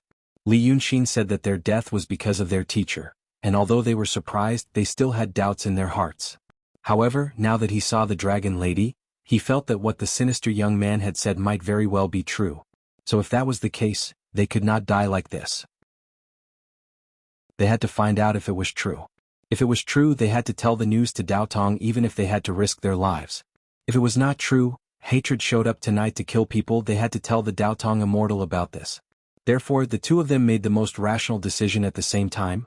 Jiyoshi, who had the cultivation of emptiness realm, used the 3 steps barrier formed when he wrote the talismans to stop Dragon Lady. As long as he could stop her for 1 or 2 breaths, Ziguzi, who was better at the art of escaping, could escape. By then, Jiyoshi would die and Ziguzi would find out the truth. It was better than both of them dying here without knowing anything. In this split second, the 2 talismans written by Jiyoshi were taken out. The 3 steps barrier formed in front of him, and it immediately collided with the flame and high temperature, emitting a brilliant golden light. Ziguzi's figure gradually became transparent. Before he was about to escape, he couldn't help but turn his head and look at his martial brother. He decided to remember this last moment. In the future, no matter where he went, he would never forget this deep hatred. He must. However, the last person he saw was not his martial brother Jiyoshi. The golden light in front of the cultivator rose, but the dragon lady was not blocked or bounced back like the chicken spirit. In front of her flame, the barrier was like a brittle paper that had been exposed to the sun for a long time, breaking into rays of golden light upon contact. Dragon lady went straight to within 3 steps of the cultivator, as if she was in an uninhabited place. Jiyoshi's Zhen and Qin talismans didn't show any effect. He didn't even have the time to wonder why the dragon lady was not blocked by the barrier before his head was smashed by a palm. Therefore what Ziguzi saw was the flesh, bones, brains and blood turning into green smoke in the raging flame. Before he could figure out why the dragon lady had instantly killed his Void Realm Taoist brother, he had also smashed his head into pieces with a similar palm strike. At this time, the echo of the word die, that dragon lady said in the alley had completely dissipated. Everything was done with one palm. The flame suddenly dissipated. Dragon lady turned around and exhaled, "Ha!" She seemed to be dissatisfied that the 2 cultivators were killed so easily. Li Yunxin jumped down from the top of the wall. As soon as he landed, he threw out an iron chain from his sleeve and locked the souls of the 2 cultivators. After locking the souls, he looked at the other end of the alley. A moment later, a black shadow approached from afar. It seemed that it only took 2 or 3 steps to cross the alley and reach the 2 souls. But it couldn't go any further. The array that Li Yunxin set up had not dissipated yet. The black shadow could only keep walking, but it was still in the same place. This was probably the doppelganger puppet that the White Hell King had mentioned. Some of the names of the mortals were written in the Book of Life and Death. Li Yunxin, the great demon, had to personally collect them. And these 2 cultivators who didn't care about the mortals were collected by such a puppet. At least in Black by Yanjun's world, they were unimportant dust particles. Li Yunxin retracted the iron chain and pulled the 2 souls into his white paper fan. Then he looked at the clone of the Black Yama King. He realized that the clone puppet wasn't going in this direction. After looking around for a moment, he suddenly transformed into a burst of azure light and disappeared. So that's how it works. Li Yunxin muttered to himself. Some people died because of some coincidences, such as special weather, yin and yang clashing, or simply because they died in a place where yang qi was extremely abundant. Just like today, they happened to be able to hide from the puppet clone and became a lonely ghost that lingered in this world, unable to leave. He looked at Sanhua, who was rubbing his hands to get rid of the dirt. After a moment of silence, he waved his hand. "Come down." When the 3 demons and the chicken jumped into the alley, Li Yunxin looked outside the wall and said, "I didn't expect you to win against those 2 cultivators. The reason I brought you all here is to train the soldiers. Now that you're following me, you're fooling the mortals every day and living happily. But you must know that not all the demons in this world are so happy. In the outside world, if you meet a Taoist priest like Ziguzi or Jiyuzi with your cultivation, they will kill you without hesitation. The difference in cultivation isn't that big, but they have magic tools and talismans. They also have a set of experiences passed down by Daotong for thousands of years. Although you're stronger than the demons who can't learn Taoism, there's still a limit. Because no matter what, actual combat and experience are the most important things." He rarely spoke in such a serious tone. The 3 demons stood obediently, and even the chicken spirit, who had been beaten back to its original form, listened quietly. Dragon Lady stood next to them, rubbing her hands nervously as she looked at them. Her eyes kept darting around, making people worry that they might fall out. She seemed to be getting used to her new body, which made her look a little strange. Li Yunxin paused, then pointed at the chicken. "But I didn't expect to be talking about you. Are you an idiot?" The chicken didn't move, but it knew that Li Yunxin was really going to get angry. There was no anger on his face and his tone was calm. But in the past he had always talked to them as if they were pets, never so harshly. "Are you an idiot? When I was lecturing you, I told you to be more careful when you meet people. You really dared to get close to them just now." If it wasn't for the fact that the Taoist priest was even more stupid, thinking that you wouldn't be so stupid as to come to your death, I would have stewed you and eaten you. The cat demon laughed. Li Yunxin ignored her and paced around with his hands behind his back. "You're not convinced? You said she rushed over like that too?" He turned around and looked at the dragon lady who was possessed by the 3 flowers and pointed. "First, her body doesn't have any fate with this world, so the 3-step barrier doesn't work on her. Second, that palm she used. You see, it was just a simple palm, a palm that smashed 2 people's heads. Sanhua, tell them, how did you do that?" Dragon Lady's eyes stopped moving when she heard this and she blinked a few times. But she quickly became shy, rubbing her hands in front of her chest, and the sharp blades on her elbows rubbed against each other, making a jarring sound. Me, I won't tell you. She rubbed her hands and laughed, standing on the same spot. Li Yunxin didn't force her and said for her, that palm she put it low. First, she broke Ji Yoshi's hand that was holding the magic pen, and broke his magic tool. Although the body of a cultivator is strong, it can't be compared to that of a demon. The scariest thing is their Taoist magic, so she broke his hand first. Then where did her palm hit? According to the momentum from the bottom up, it should have hit his face and smashed his head. But she swept up a bit and directly smashed his skull. Skull? I've told you before. This skull can be opened in a very dangerous situation. To force your spirit out of your body, at least you can stay conscious for a breath. It was better to be a lonely ghost than to be destroyed in both body and soul. So, she went from top to bottom so that he couldn't escape even if he wanted to. She also rushed over like this. Shanji, you also rushed over like this. Think about it yourself. The big red-crowned rooster buried its head in its wings. After saying this, Li Yunxin turned to look at Sanhua. So, this palm is really beautiful. Then little demon cat, where did you learn these skills? It was not difficult to know some common sense. But it was more difficult to use common sense in a fight. She rushed over fiercely and she did two things at the same time. This was a kind of fighting instinct that had been honed for a long time. Because of this instinct, she used her hidden advantage that her opponent didn't know to kill an emptiness realm Taoist and a Taoist with intent realm with one palm. The problem was, she was just an emptiness realm middle-level Taoist. Sanhua was confused by his question, and she blinked while standing by the wall. She pretended to think for a while and then giggled, I forgot. Chapter 178. Since she said so, Li Yunxin didn't ask much. He looked at her seriously and said in a gentle tone, tell me when you remember. Then he didn't wait for Sanhua's reaction. He turned to the other end of the alley and gently waved his sleeves. With a swishing sound in the wind, the array formation he had set up was lifted. This part of the alley was reconnected to the real world. Then he saw the figure at the entrance of the alley. Li Yunxin knew that the figure was a doppelganger. When a cultivator reached the true state, the word true referred to the transformation of the soul into the real body. A cultivator of the true state could divide his soul into another self. He could think and cast spells. Everything was the same as the real self. The only difference was the strength of the soul and the ability to exist for a long time. Cultivators included Taoist Danqing. Taoist Danqing of the true state could use the soul of some yin gods to draw a real body for them. This was another form of the soul into the real body. When Li Yunxin first met Mrs. Sanhua, he told her that it was a blessing to meet Taoist Danqing. He was talking about this. However, he was at the peak of the transcendent state, so it was impossible for him to do this. The transcendent state was to turn the virtual into the real. Once the painting was destroyed, the substance would disappear as well.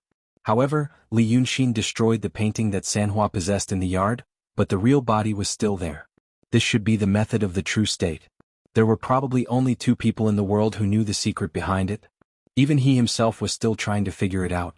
So when Yu Yunzi's clone saw the dragon lady behind Li Yunxin at the other end of the alley, there was a moment of shock on its face. It was genuine shock. But he quickly hid his expression. The doppelganger didn't move forward. He only asked from the other end of the alley, "You killed them." The voice sounded hollow in the alley, and the tone at the end of the sentence was low. It was not a question but a statement of fact. "I did," Li Yunxin answered. "Why did you set up the inhibition formation? I didn't see you kill them." Li Yunxin took a step forward, his body slightly leaning forward, his chin slightly raised, his face revealing an unruly sneer. "Do I need to explain to you what I do?" Yunzi doppelganger, or rather Yunzi, was silent for a while. His eyes quickly swept past the dragon lady behind Li Yunxin. "I don't want to make any mistakes." Compared to Li Yunxin's tone just now, this sentence was clearly showing weakness. It was completely different from the night it appeared. It seemed that the sudden appearance of the dragons behind Li Yunxin made him extremely uneasy and fearful. For thousands of years, there had only been 10 dragons in this world. Shinryu and Kyuko. And now the 11th had appeared. Although there were many ways to create something that looked like dragons in this world, but this dragon lady, appearing next to Hatred, Yunzi did not think it was a joke. Hatred seemed to be satisfied with Yunzi's tone of showing weakness. He sneered a few times and said, I didn't want any mistakes, so I forbade the fruit of fate so that their souls wouldn't escape. Do you think it's easy for me to do this? It's not like I'm going to use talismans like you little people. Forbade the fruit of fate, one of Dragon Sun Hatred's innate abilities. Yu Yunzi immediately engraved this new discovery into his mind. Then he said, then the souls? Of course they were destroyed. Li Yunxin squinted his eyes impatiently. Didn't you see that stupid Black Yama King came and left? Yunzi did not say anything and looked up and down at Li Yunxin. It should be the truth. It was not impossible for those with high cultivation to avoid the souls left behind by the soul-reaping Yama King. But there was nothing in this world that could hide the souls. He did not see the souls of the two Taoists, so they were indeed destroyed. He tacitly agreed to this, but he did not leave. He looked at Li Yunxin with a gloomy expression. Li Yunxin became impatient again.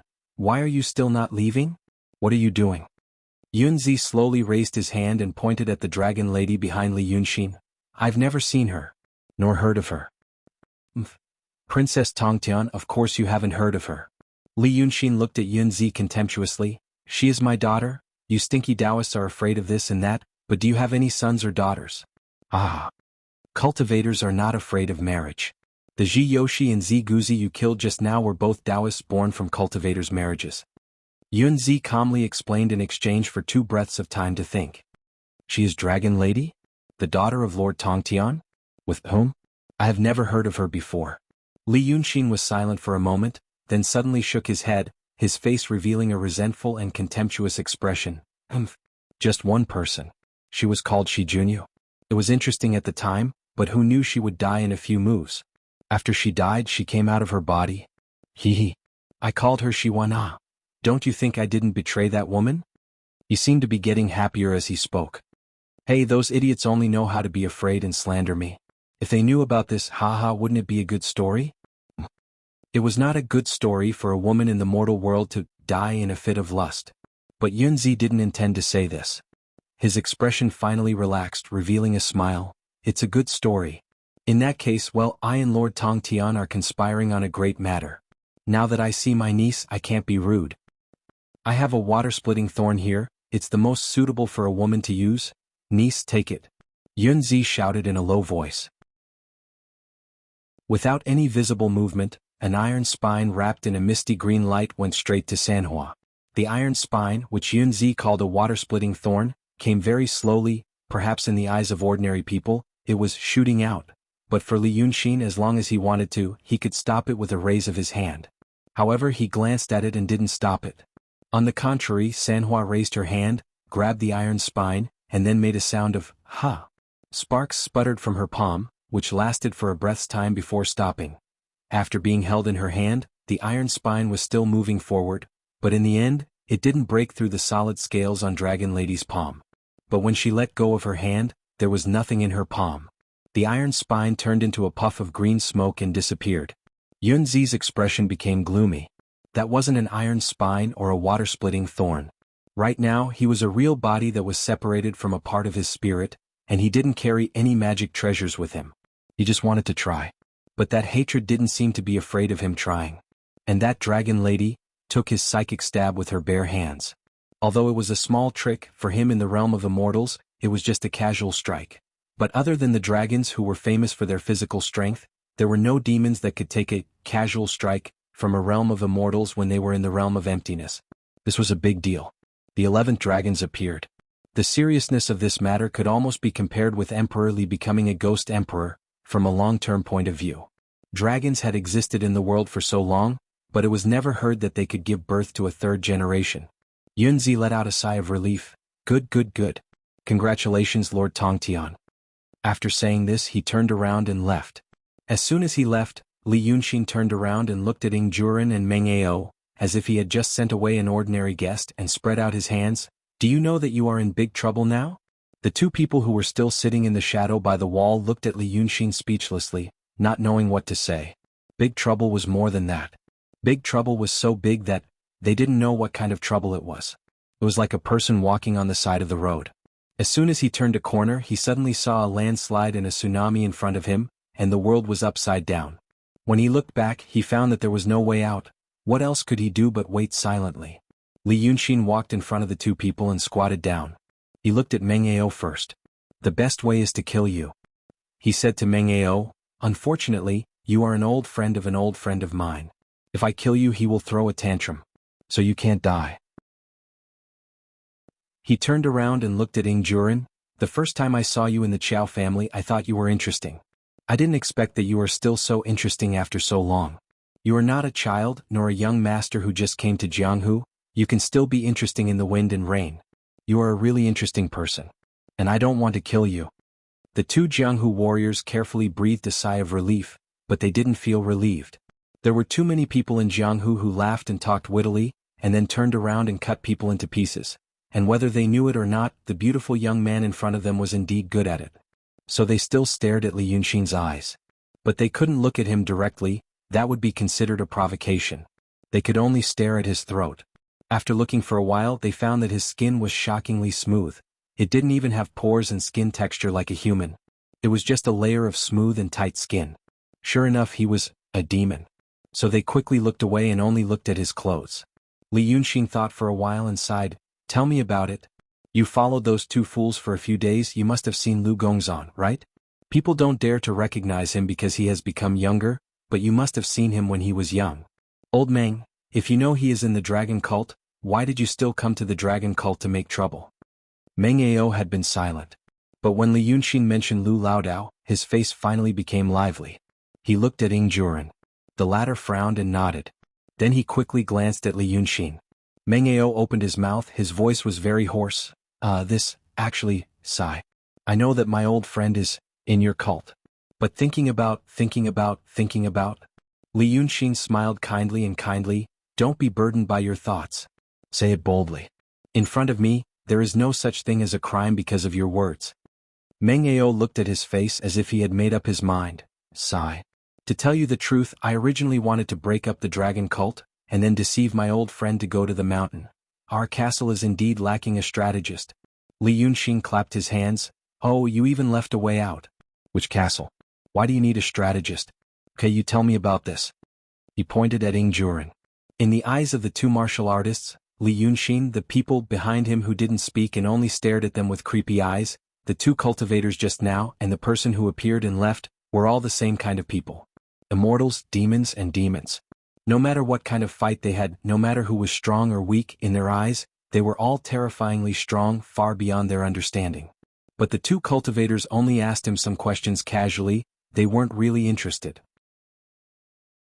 But the person in front of them, Ing Juren, had been in Jianghu for a long time, he knew that he seemed to be really interested. Once he knew this, he suddenly wasn't so afraid. Instead, it was like he was extremely afraid, a string in his heart broke.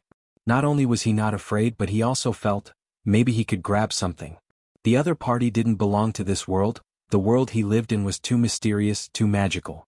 And as long as he got permission he could reach out and grab something in that world, maybe he could get something that everyone in this world would be jealous of. So he looked at Li Yunxin's expression and said in a low voice, I won't hide it from Sendo. The castle he was talking about was the Black Stockade Castle. The Black Stockade Castle is on Mount Chuyun. Mount Chuyun is 300 miles east of the city of Wei, separated from the Wilderness Mountain. Get to the point. Li Yunxin interrupted him, everyone hasn't had dinner yet. Mainly, what kind of organization is your Black Stockade Castle? Does it have any anti-human tendencies? Sendo, you mean, what does our Black Stockade Castle do? Ing Juren asked tentatively. Li Yunxin patted his palm with his folding fan, turned around and said to the 5 demons with disappointment, Look. I like people who can understand me, it's hard to talk to you guys. Learn it well. After receiving his praise, Ing Ju heaved a sigh of relief. We are from Black Stockade Village. Our Black Stockade Castle is, Sendo doesn't eat the food of the common people, so he doesn't understand the suffering of the common people. But right now the Daqing state humph is already finished. Great. I like this tone. Li Yunxin sighed in admiration. So your Black Stockade Castle is a mafia-style organization that intends to stir things up.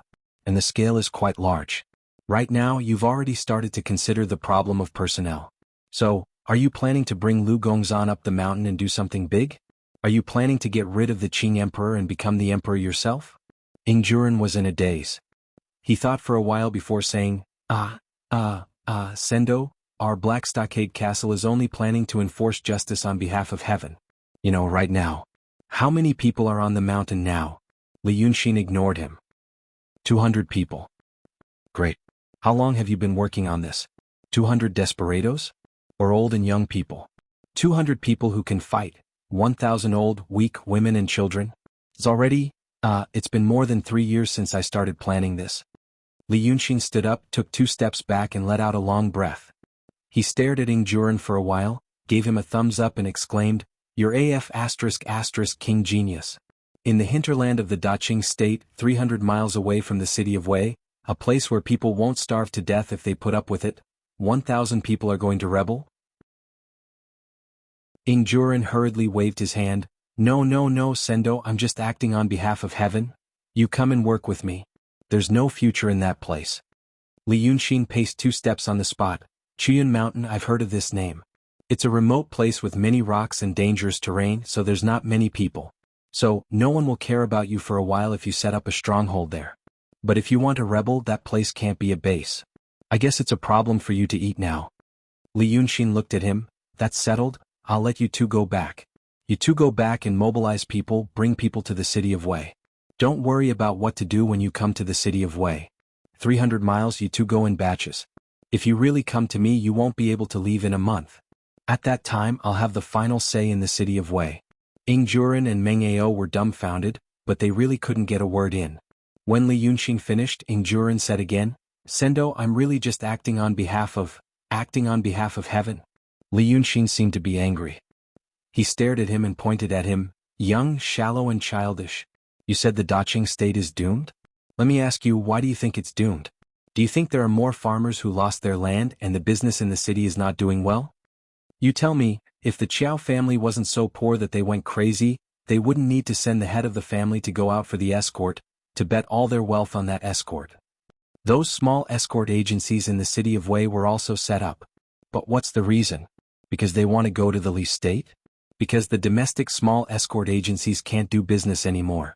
I've been in the city of Wei for so long that I know, but only your simple feudal business thinking thinks it's doomed. Let me tell you now, it's called annexation.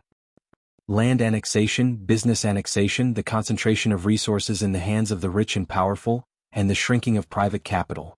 This is doomed, but it's not something you can see in your life. After the annexation, the rich and powerful can at least extend the life of the Daqing state for another 50 years, but the process of annexation will take another 50 years. So let me tell you, you have to think that the Daqing state is doomed every day, and when the Daqing state is doomed, and when the refugees are everywhere, then rise up, you can wait for 100 years. But if you don't even have such a long-term and wrong judgment, and really just think that some people can't live on anymore, and gather together to make them live a better life, Comrade Ing Juren, you have to remember this. As individuals, people may be polite, righteous, and have a sense of shame and gratitude. But once people form a group, there is no sense of shame and morality to speak of. They will become naked animals of profit. The group will magnify their nature infinitely. In a country formed by groups, if they want land, they fight. If they can't win, they sit down and talk. If they lose, they beg for mercy and pretend to be weak. Once there is profit to speak of, even if someone rushed into your house and killed millions of people decades ago, you will still shake hands and make peace. This is the group of people. Naked interests are supreme, and individual morality does not exist at all. Now they are not living well and have no food to eat, so they follow you to live well and eat. In the future, when you really let them live well and have enough to eat, they will stretch out their hands and ask you for more. You can't give it to them? Goodbye, sir, we're going down the mountain. No one will remember your kindness. If you want them to follow you, you have to brainwash them, give them a program, and give them a distant but achievable hope. A group of people follow you up the mountain to rob houses, and then you tell them that you don't want to rebel. What will happen to them in the future? What about their sense of belonging? What about their collective sense of honor? So don't talk to me about enforcing justice on behalf of the heavens, you just want to rebel. Li Yunxin gave him a kick. Now stand up and follow this old Meng out of the city immediately, go back and get people here. If you don't want to do it, I will either report you to the authorities, or I will personally demolish your house. Go now. The kick made Ing Juren grimace in pain, and he felt that his bones were about to break. He quickly stood up by holding onto the wall. He really didn't know what to say. It should be known that from the moment he spoke to him until now, Only a quarter of an hour had passed. The two stood up and looked at each other. On one side, Li Yunxin was about to kick and drive him away, and on the other side the two wanted to say something. Just because of a sentence from Sendo, they were going to abandon their original stronghold and bring people to the city of Wei? 300 miles. Normally, when moving from one end of the alley to the other, it would take at least half a month on and off. Such a big matter, how could he treat it like a child's play? Just by himself, making the decision? But Li Yunxin was already impatient with their dawdling. With a wave of his sleeve, the two were carried by a gust of evil wind and were sent 2 or 3 streets away. In the wind, they could hear him saying gloomily, "Think about what I said." They didn't know whether it was a blessing or a curse. When the alley finally quieted down, Li Yunxin was silent for a while, and put away the relaxed tone he used when he talked to Ing Juren. He looked at the 5 demons behind him. Yunzi is planning how to deal with me. In his eyes, what happened today was just the first step. But in my eyes, the war has already begun. You have gotten much more from me than the other demons.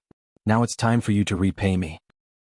He glanced at the 5 demons one by one and said, "I hope that after this war ends at least one of you can survive. Now you have to know something." The second day came. On the second day when Li Yunxin said, "The war has already begun," it seemed that no one could feel the tense atmosphere except for him. It was even more relaxed than the previous days. Because at least before all the Taoist priests in the city of Wei died, Yunzi was cooperating with the dragon cult. Taoshi Road was still under construction. But it seemed that as a reward for killing the 2 Daotong cultivators last night, the Yu family came and said, "We can build the righteous canal in the farmstead of white beans in the southeast of the city." Building an irrigation system and building bridges and roads were one of the first requests of Li Yunxin. But after the Yu family went to see someone in the Shangqing Danding sect's office in the city of Wei, this matter was put aside. Now it was restarted. Of course, it was because the dragon cult advised people to do good, so so-and-so, so-and-so and so-and-so contributed a certain amount of money to build a righteous canal for the bean farm. The hierarch of the dragon cult had to show up. That day, a group of people stood beside the bean field that Li Yunxin and Lu Laodao had seen together. At least in the eyes of the nobles who were used to the splendor of the city of Wei, it was a boring and depressing affair. The sun was burning above their heads, and the cicadas were screaming desperately. The muddy water from the paddy fields lay in the muddy ditches, where even toads did not like to wallow. 3 rich merchants in thin silk clothes surrounded Li Yunxin and stood on the ridge of the field. Behind them was a group of listless helpers who were waiting for this damn thing to end and go to work or avoid the heat. But the sallow and emaciated people who came from the farmstead by the side of the field now had a strange look on their faces. They did not mention the 3 merchants who paid, but only stared at Li Yunxin and mumbled some vague words, presumably to thank him or to praise him. The 3 merchants felt even more bored. But they could not turn around and leave. Because on the surface they were the ones who paid. But they were the shopkeepers of the shops under the Yu mansion, and they were only there to cover their ears and keep up appearances. So no matter how impatient they were, they knew that the hierarch of the dragon cult was the favorite of the master of the Yu family. Even if they were asked to jump into the field to help pour water, they had to grit their teeth, swallow their stomachs and hold their breath to do it. Now the hierarch of the dragon cult was in a good mood. He first said a few words to the people in the farmstead. He started with, "I'll say a little more," and "I'll say a little more." In between he interspersed with, "I'll add one more," and "There are 3 more points." The ending was a long and terrifying, "I'll say a few more words," and "the last point." Finally, the grateful bean farmers lifted their sleeves to wipe their sweat, and looked up to see where the sun was now. When he finally finished a lot of tedious words, he announced that he would do the first shovel. Unfortunately, the hierarch of the dragon cult was a great person. He could say beautiful words, was handsome and had a good heart. But even so he did not know how to build a canal. He first asked where to start, and the rich merchants behind him hurried the helpers as if they had been pardoned, and answered. Then the hierarch pretended to count with his fingers, frowned, and said that the direction was not right. The righteous canal was a canal, it was so long and there was a long stream of water in it, which contained dragon aura. If the direction of the dragon aura was not right, it was very likely to anger the vast sea and kiss the dragon prince. That was a big deal. Hearing this, the bean farmers were scared and didn't dare to say anything. The 3 rich merchants didn't listen at all and only wiped their sweat. The helpers listened, but they were the ones who built the canal on the other side of the rice field, so they knew that this was nonsense. But secretly, some smart people guessed the idea of the hierarch of the dragon cult. He just wanted to intimidate the bean farmers. Those bean farmers were poor. If you gave them benefits they could negotiate, but if not, they would turn hostile and ignore you. They were the true wicked people. It seemed that the young dragon cult hierarch wanted to make those bean farmers feel that he was really unfathomable, so he said these frightening words to scare them. After scaring those wicked people, the dragon cult would come here to recruit more believers. They had already been treated well by the dragon cult, and when they thought of the mysterious hierarch, they wouldn't believe him anymore. So the helpers didn't say anything and just let the hierarch do whatever he wanted. He saw the sect leader take a shovel from an old Taoist accompanying him. It was an iron shovel. Then, ignoring the scorching sun and the dirt in the fields, he pretended to walk back and forth, muttering something. He dug a shovel on a ridge of the fields. Then he straightened his back, cheerfully looked at the crowd and waved his hand. Come, come, Mr. Liu, the second shovel, don't forget the digger when eating beans, and let the villagers remember your kindness. Hearing this, the wicked people clapped and cheered and laughed foolishly. Mr. Liu, who was called by the hierarch, was stunned. Under the gloating eyes of the other two, he forced a smile and walked over. The hierarch of the dragon cult didn't give him the shovel. Instead, he said, "If I don't do the first ditch myself, the Dragon King will blame me." Then the two of them worked together to dig the second shovel. They thought this was the end of the matter. Who would have thought that this madman would actually call everyone over to dig together with him? 3 wealthy merchants and more than 50 skilled helpers were here to help. More than 200 bean farmers who were watching the scene. This madman called all of them over and they all dug with the shovel. At first, some people wanted to watch the fun to see how long he could last. But after watching for 2 hours, no one could laugh anymore. Those bean farmers who were laughing also couldn't laugh anymore. At first, they thought it was interesting to see the hierarch forcing people from the city of Wei to do rough work. Later, dozens of people went over and they all admired the hierarch, because he really dug with the shovel for such a long time. In the end, the admiration turned into fear. This hierarch really had divine power. They had already dug half a mile. Although the digging was crooked, the hierarch didn't even sweat and didn't look tired. He dug 1 foot deep with every shovel, which meant he had used all his strength.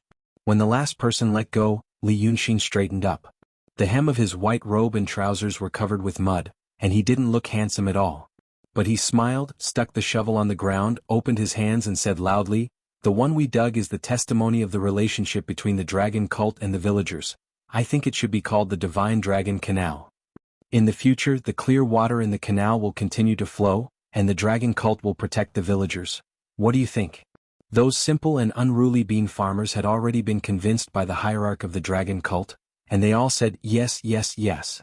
Li Yunxin said with satisfaction, "Then I will carry the first bucket of water." The 3 rich merchants heard this and felt that they couldn't stand still anymore. So they worked from noon until the sky was full of colorful clouds and then they left. The so-called Divine Dragon Canal was glittering and beautiful. But it was not on the righteous canal at all. But the bean farmers who were full of satisfaction and admiration still wanted to keep it. The hierarch of the dragon cult was the first noble they had seen in their lives who knew how to do farm work. At night, Yunzi knew about this. He frowned and thought for a long time. He wanted to know what Li Yunxin was going to do. It couldn't be that simple. He wanted to intimidate them, make the bean farmers feel special and make them feel grateful and so on. Only stupid people would think like that. To gain respect and awe, doing things personally, and going deep into the people were always the stupidest ways. That would only make people think, "Oh, that's all." The real noble only needed to be high and mighty, and people would give them respect and awe. Hatred wouldn't do that kind of stupid thing. What did he want to do? Chapter 179. Yunzi sat quietly until late at night and called someone in. It was a female cultivator. Her appearance was ordinary, and her figure was not graceful. But she was a cultivator after all, so she always had an air of elegance.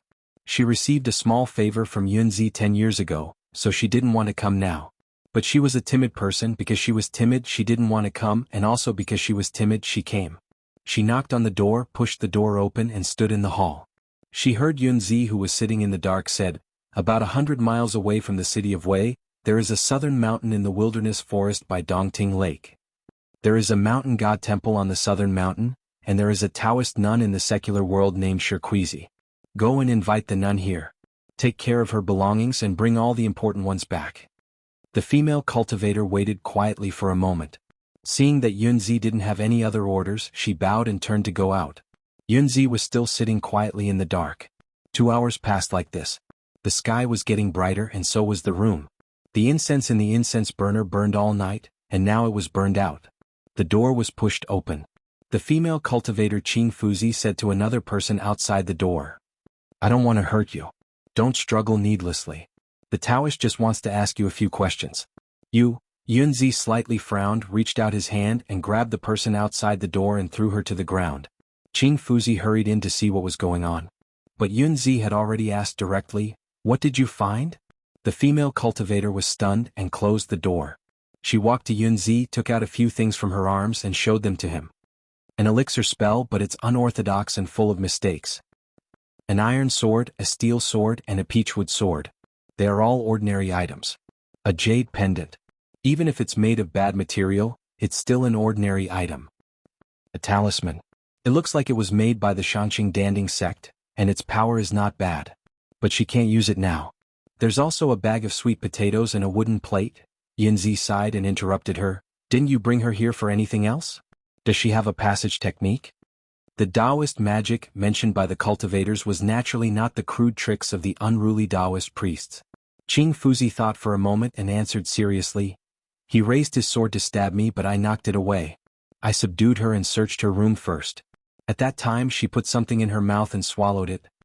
Yunzi frowned slightly. "What is it?" "I couldn't see it clearly." Yunzi sighed again as if he really wanted to say something to this Qing Fuzi, but there was really nothing to say. He could only wave his hand helplessly. "All right. You've worked hard." Then he looked at Shirquizi, who was lying on the ground. The female Taoist was thrown to the ground quite heavily. After all, he was just a mortal who practiced some superficial Taoist techniques, unlike Lu Laodao, who was a genius in Taoism. Therefore she couldn't recover from the fall for a long time. When Yunzi looked at her, she propped up her upper body. But she didn't know which part of her leg was injured, so she couldn't stand up. The female Taoist didn't seem to be willing to struggle to stand up. That would make her look very awkward. Courage was secondary, so she simply crossed her legs slowly and sat down as if she was meditating. Seeing her do all this, Yunzi had a premonition that the following questions would probably not be very pleasant. If she struggled to stand up, this kind of brave person was easy to deal with.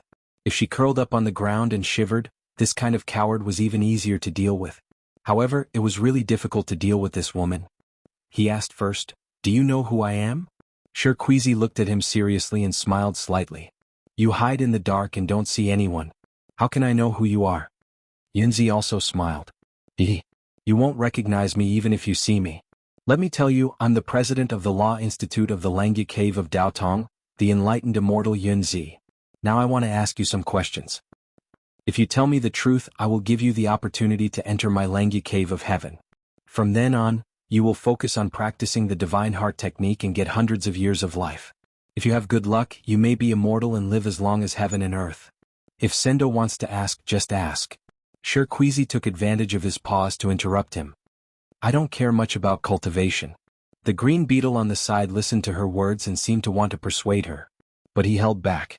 The morning sun rose and the room was filled with morning light. Yunzi's face gradually became clear. The Taoist in the truth state stared at Shirquizi for a while and said calmly, "Cave of Heaven and School of Thought may sound very distant to you secular people. It's too profound and mysterious, but it makes you feel distant and estranged. It's not even as tempting as a bowl of rice placed in front of a starving person. You live in Nanshan and go up and down the mountain every day. If you practice the divine art, climbing the mountain is like walking on flat ground. It won't be more tiring than taking a leisurely stroll. You are a secular person, you will grow old and die. If you eat less, you will be hungry, and if you drink less, you will be thirsty. If you are exposed to the cold, you will be sick. Your eyes and ears will be blurred, your mouth will be dry, and your whole body will be sore. You won't know when you will recover or die from the illness. If you practice my divine heart technique, all these will be far away from you. I won't talk to you about longevity or divine art. I only want to tell you that if you join my Taoism, your life will be comparable to that of a noble, and you will have fewer troubles and worries of the secular people." Shirquizi sighed softly. "I am not afraid of troubles and worries. Sendo wants to ask, just ask. If I can answer, I will answer. If I can't, I won't answer even if I die." Yunzi was silent for a while and said, "Okay. Then let me ask you first, that Lu Gongzan, what kind of technique is he practicing?" "Divine heart technique," Shi Kuizi answered. "My Daotong has 54 divine heart techniques, and there are 54 Kenzo techniques." Yunzi said, "From what I can see, the Dao technique that Lu Gongzan is practicing doesn't belong to any of the 108 divine heart techniques." "Then, you are saying that he is practicing the Dao technique of green elixir? The Dao technique of green elixir that has been passed down?" "I don't know." Shi Kuizi closed her eyes. Yunzi sighed, "If you enter my heavenly cave and go through the tribulation of love and desire, you will know how laughable your current thoughts are. An infatuated son and resentful daughter, risking life and death for love, that person might not be the person you think. If you die today, that Lu Gongzan will cultivate for 100 years in the future, and he will be in love with another woman. Will you die a worthy death?" Shi Kuizi widened her eyes and looked at Yunzi. "I know. But, what does it have to do with you?" Qing Fuzi looked at Shi Kuizi, then at Yunzi. The Truth Realm Taoist smiled and closed his eyes. After a moment of silence, he sighed and asked, "What did she swallow?" "Yes," Qing Fuzi answered. "Cut it open." Qing Fuzi was taken aback and looked at Yunzi again. Daotong wants to vanquish demons. This woman had a crucial clue. If he refused to confess, he would be helping the villain and colluding with the demons. It doesn't count as indiscriminate killing. Cut it open and take it out. He closed his eyes and said no more. Qing Fuzi's expression changed. He first looked at Yunzi, then at Shi Kuizi. But, it seemed that this matter was only related to her. Yunzi calmly closed his eyes to rest. Shi Kuizi also closed her eyes and sat on the ground. She seemed to be the most flustered. After all, not every cultivator had killed before. In other words, there weren't many cultivators who had killed before. Qing Fuzi hesitated for a while, then plucked up his courage and said, "Taoist priest, I think we should try to persuade her again." Yunzi opened his eyes a little and glanced at her. "It's useless. This woman was a person with a firm will. I've seen many people like her. Don't waste your breath." Qing Fuzi opened his mouth. "The Taoist priest's magic power is very strong. This kind of small matter. Do you need me to deal with such a small matter?" Yunzi glared at her sternly. "What's the use of you?" Qing Fuzi could only sigh sadly and walk to Shi Kuizi's side. The female Taoist priest of the mountain god temple didn't look at her. She was still sitting with her eyes closed and reciting Ziwei, the great scripture of eternal tranquility, in a low voice. The female cultivator glanced at her and sighed. "Alas, alas." Then she turned her head away and reached out to touch Shi Kuizi's arm. Shi Kuizi still didn't move. Her lips were tightly pursed. The female cultivator stopped when she touched her wrist. Then she used her little finger to make a vertical stroke on her wrist. Her fingernail immediately scratched Mo Tienga's blood vessels. But before blood gushed out, the female cultivator had already stuck a talisman on Shi Kuizi's wrist. Then she hurriedly took 2 steps back as if she was extremely afraid. Yunzi frowned. "What are you doing?" Qing Fuzi looked at Yunzi with a sad and aggrieved expression. "Taoist priest, I'm afraid of blood." Yunzi was stunned. Then he looked at Shi Kuizi. He found that the female Taoist priest who was calm and collected before was no longer reciting the scripture. She widened her eyes and tried to tear the talisman on her wrist with one hand. However, the talisman couldn't be torn off, let alone torn off. The words on the yellow paper were originally very faint in cinnabar, but now they were getting redder and redder. The redness was so dazzling, and the strokes were so full that it looked like blood was about to drip out. Only then did Yunzi re-evaluate the green beetle. I was indeed afraid of blood. Therefore, she had to use the talisman to suck Shi Kuizi's blood first. During this process, the woman was still conscious and alive. She could only watch her own life slowly pass away. The Taoist priest in the true state laughed loudly. "Ah! You are also a wonderful person." Qing Fuzi looked at Yunzi blankly. Then she looked at Shi Kuizi. The female Taoist priest tried to tear the talisman 4 or 5 times, and after 2 breaths she collapsed. Her face was like a dried corpse. Her eyes were not closed and her mouth was slightly open. Obviously she had suffered a great deal before she died. At this moment, Qing Fuzi was relieved. He walked briskly to Shi Kuizi's body, and used his fingernails to cut open her Taoist robe, underwear, skin, muscles and stomach. Then he reached into her stomach and took out a roll of white silk that had lost its original color. At this moment she didn't frown, nor did she feel uncomfortable. She didn't care about the filth on the silk. She stretched it out and looked at it carefully before showing it to Yunzi. The Taoist priest in the true state frowned in disgust. "Read it for me." Qing Fuzi took 2 steps back and slowly read it to him. It was the incantation of the water cloud force. But many parts of it were blurred and turned into a lump. Qing Fuzi could only recognize 30 to 40% of it. But it was enough for Yunzi, who was an expert in Taoism. He closed his eyes and thought for a while. Then he said in a low voice, "It's not the 108 methods. But it seems to be the divine heart technique. The divine heart technique has something in common. So it's the Taoism of painting. That Lu Gongzan cultivated the Taoism of painting. He is a Taoist of painting." Qing Fuzi looked at him in confusion. But Yunzi didn't need her to understand, he just said it out of habit. This would make his thinking clearer. "So what they are doing outside the city in the fields, he." The Taoist priest in the true state suddenly understood. He squinted his eyes, and his eyes flashed with danger and excitement. What a big plot. That Long Sun, that Taoist, are using the land around the city of Wei as a scroll to draw a painting array. Qing Fuzi blinked. She didn't really understand. Because she was a low-level cultivator, she didn't have the chance to see the Taoist of painting. Everything about the Taoist of painting, painting school, and painting saint was taboo. Even Yunzi didn't know much about it. But he was a Taoist priest in the true state, the president of the Law Academy of the Paradise Scripture, and he had contact with the Taoist of painting in Daotong. After contact, he understood. He could infer many things from one instance and thus knew. We in Daotong write talismans. Everything in the world has a real name. We write their real names to mobilize the power of heaven and earth. Yunzi said in a low and slow voice. But the painting school takes a different path. They draw the spirits of all things in the world. Although the inheritance in Taoism can't be compared with the Daotong Kenzo, Taoism is also mysterious. Alas, it can be considered as the great Tao. These things are hard to say. It's just that our talismans are like skeletons, and the paintings of the painting school are like flesh and blood. Using the land around the city of Wei as a scroll. Ah, what a big move. Yunzi thought for a while. This can explain why hatred in Lao Dao had to dig such a long canal when they were building it. It wasn't digging, it was painting. When we write talismans, we need to pour in spiritual power, and so does the painting of the painting school. Such a long canal, in fact, is just a drawing. Yunzi sighed again. What a big move. Ah. So this was his real purpose. Absorbing the power of faith, preaching, and gaining the belief of the followers were all just a cover-up. Even I was almost fooled. In fact, Yazi doesn't want the power of wish. He painstakingly created a divine dragon sect and deliberately showed me a lot of flaws, all in order to make me relax my vigilance, making me think that he only wants the power of wish. Making me think that he built bridges and roads and benefiting the people was just to get people's worship. Ah. But the real goal is to use the canals, roads, and bridges that have been built as markings, to draw a grand formation.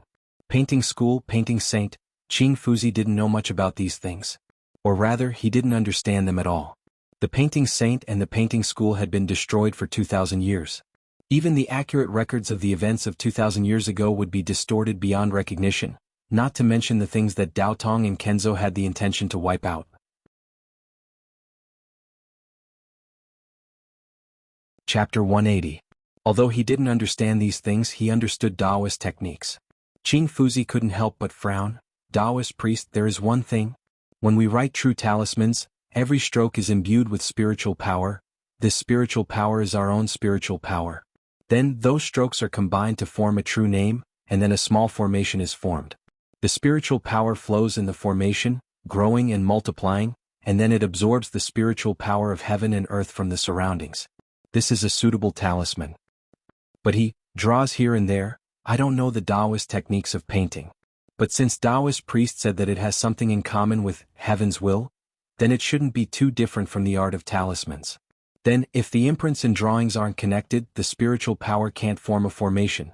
Then how can the drawings work? Yunzi squinted his eyes, looking into the distance, as if he was looking at hatred. So this is the brilliance of that dragon son. Alas, there is such a character among the demons, and we only know that he is cruel and unreasonable. If he is not a demon, if that Qing Liangji also has such wisdom, alas. He sighed repeatedly, this demon? I have to kill him. This kind of hatred can't live in this world and can't live next to my bed. Qing Fuzi quietly listened to him lamenting. After he finished lamenting, he said, "So this is a plan to kill 3 birds with 1 stone. The power of hope. The talismans we write are imbued with spiritual power, so they are suitable.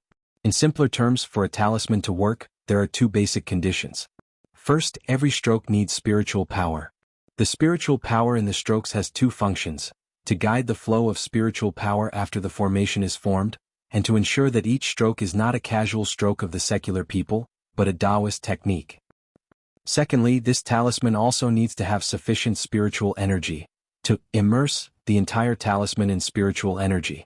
You guys don't know this. Do you know why? Because cultivators below the emptiness realm can't control the big formation.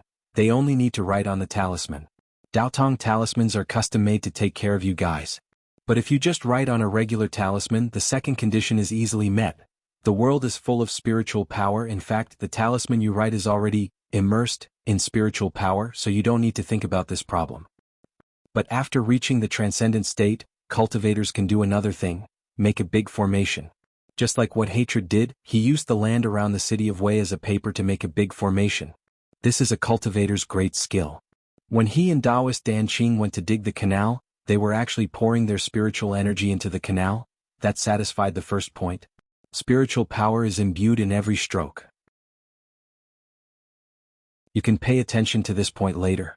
Whether they repair the bridge or pave the road, Yazi and that Taoist priest Danqing will definitely do it themselves. Every road and bridge is planned and designed by them. As for the others, they don't need to do the work themselves. That's undoubtedly a smokescreen. True and false, false and real. This is Dragon Sun's usual method. This hatred, scheming and cautiousness are really rare in the world. Then, the second point? This talisman or painting scroll is going to be soaked in spiritual energy? Qing Fuzi seemed to be fascinated. In fact, compared to the intrigue, what she was really interested in was this.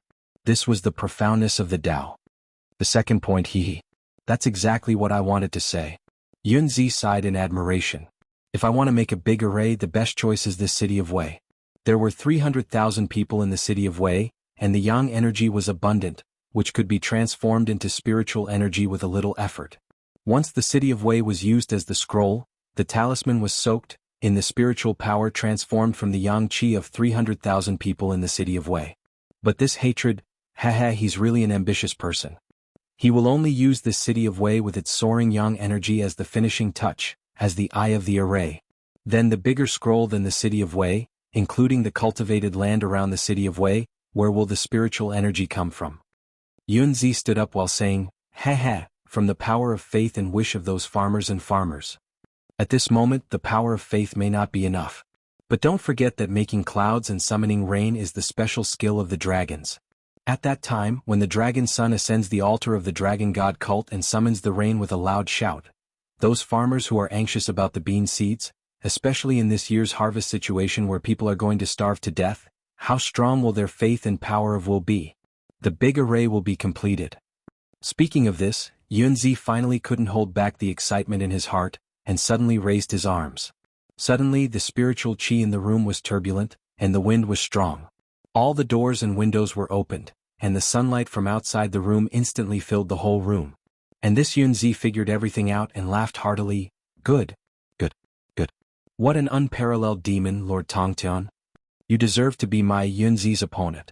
You have the guts of a dragon and tiger, and I have the heart of a zither and sword. I'll let you die a glorious death on that day. Qing Fuzi looked at Yunzi in a daze. He still didn't quite understand what he was talking about. At the same time, Yunzi was not the only one who laughed. There was also Wang Xing, the one who opened a calligraphy and pen shop in front of the abandoned palace square on the street of the old city. His legal wife was the daughter of a concubine from the 4th branch of the Yu mansion. According to Li Yunxin, she didn't look good. But originally, he couldn't climb up to a high branch. When the Wang family was on good terms with the master of the 4th branch, the family was still in decline. But when it came to his father's generation, the family was not only in decline, but collapsed. But the master of the 4th branch was planning to recommend a son of the family to be filial to the Wei River mansion, so he fulfilled his wish. The master of the Yu mansion was a man of his word, and he didn't despise the poor son of an old friend. This was a good reputation. Then Wang Xing didn't get what he wanted, and even asked the young lady of the Yu mansion to sell her dowry to keep up appearances. Until one night he met a strange man in the calligraphy and pen shop in front of the abandoned palace square. The strange man gave him the prescription of the black medicine. He was lucky enough to succeed. After a few days of preparation he actually succeeded. But this kind of thing, even if it was done, was useless in daily life. But soon it was said that the Yu mansion was going to help the dragon cult build bridges, pave roads and cut stones in the mountains. Wang Xing knew that his black medicine was powerful, and he remembered that the strange man said before he left that night, "In a few days there will be a chance for you to show your talent." He didn't care who the strange man was or what he wanted to do with him. He shamelessly ran to the fourth branch's mansion, and after a lot of shouting, he finally saw the steward and told him about his situation.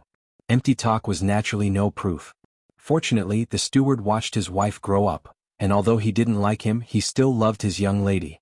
So he frowned and followed him to experience. Then he ran back to the Yu mansion and told them that the master had gone. How powerful was the black medicine, the black gunpowder prescription that Li Yunxin gave him? Actually, it wasn't. There weren't even any skilled stonemasons who used traditional methods to mine the stones. However, in this matter of the Yu family cooperating with the divine dragon cult, everyone wanted to put in some effort to win Yu family's favor. Moreover, it was also a good thing to have a good relationship with a rising cult. It was said that the person behind the dragon cult was the master of the Shanqing Danding sect in the city of Wei. The master of the fourth branch was worried that he didn't have a way to please his elder brother, and now his son-in-law, whom he had long forgotten, sent a good chance. This was a great joy. He called him to the mansion, talked to him, and asked for the prescription. Wang Sheng learned to be obedient at this time, and refused to hand over the prescription even if he died. His father-in-law had no choice but to ask him to go with him to see the clan leader, Master Yu. This was Wang Sheng's great joy. It was on such a morning that Wang Sheng planned to go out.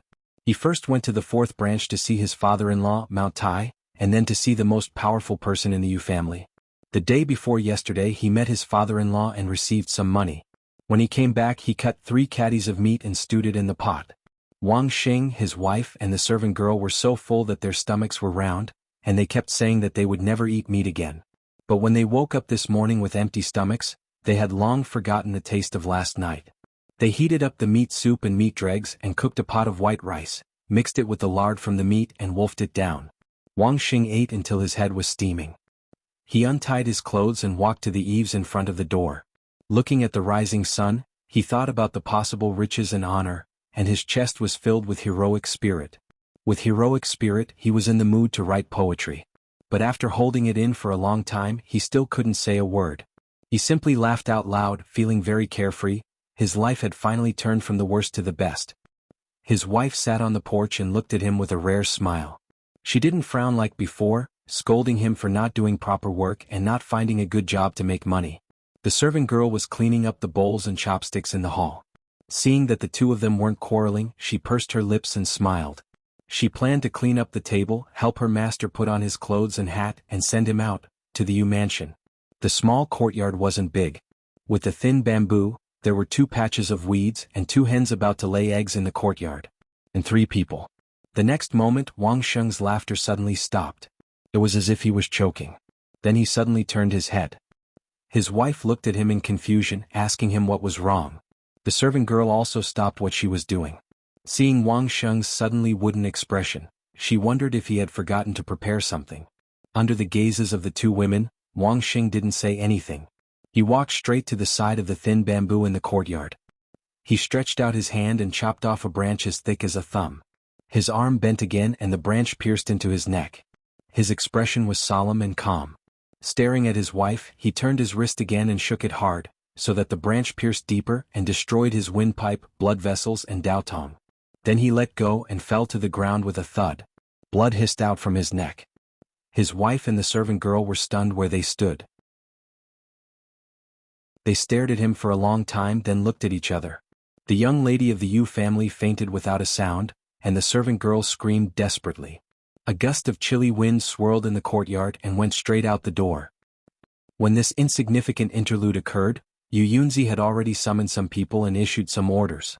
Then he stood in the courtyard and couldn't help but laugh 3 times, because it was really carefree. He actually met such an enemy and a demon at that. There were a few smart people in Daotong, but he would never treat them as enemies. At most, they were just opponents. Maybe in the future, when there were enough interests involved, that kind of situation might happen, but not now. As for demons, great demons above the true state were the key points. They were related to Daotong's plans for the world, so he couldn't touch them easily. Great demons were all idiots, at least in his opinion. Yunzi was a genius but had nowhere to show his strength. He was not as useful as those civil and military officials in the secular world.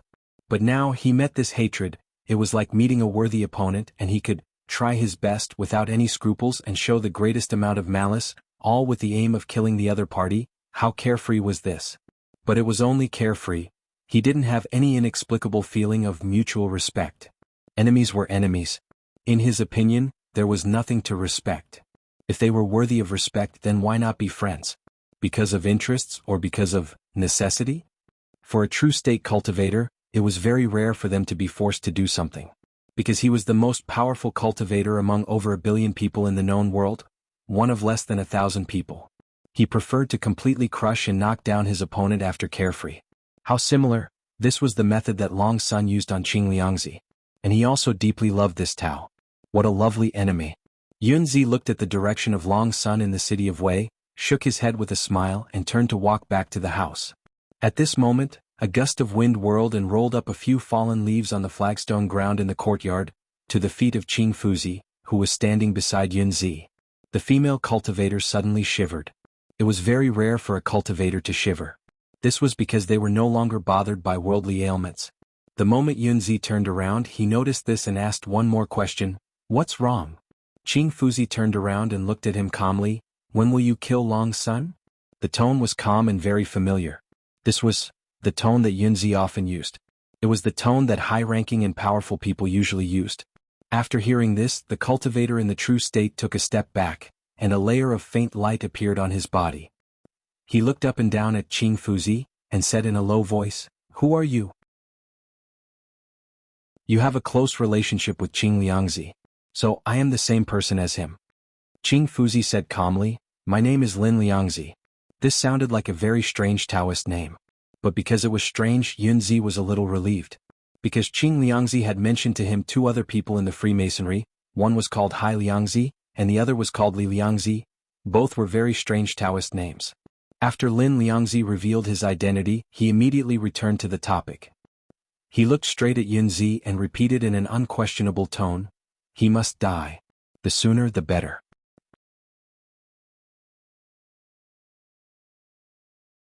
Chapter 181. Yunzi didn't get angry because of his tone and suggestion. Because he knew that if this Lin Lizhu was really Lin Lizhu, then the power behind him was very mysterious. Smart people didn't need friends, but they didn't need enemies either. However, he was a Taoist in the true state. Except for the 2 sages, no one in the world could talk to him so arrogantly. Therefore Yunzi smiled, "Are you ordering me or begging me?" Different from Qing Lizhu, who was often emotionally unstable, Lin Lizhu was calm and composed, like a Daotong or Kenzo cultivator who had gone through all kinds of tribulations. He made Qing Fuzi's body emit a calm and low female voice, "Neither. I'm just giving you a positive suggestion. Because it's more troublesome for me to do it myself, and I don't have a long-term plan like you in the city of Wei. Since it's a suggestion, don't be in a hurry." Yunzi raised his eyebrows and a little excitement rose in his heart again. It was a feeling that he hadn't experienced for a long time, 100 years. Dragon Sun is a wonderful person and I want to play with him. Qing Lizhu of your sect died in his hands, and he was also one of my few friends. Since your sect wants revenge, then don't be in a hurry. When he's at his most arrogant, smash him into dust, that's the most thorough revenge. Lin Lizhu shook his head without hesitation.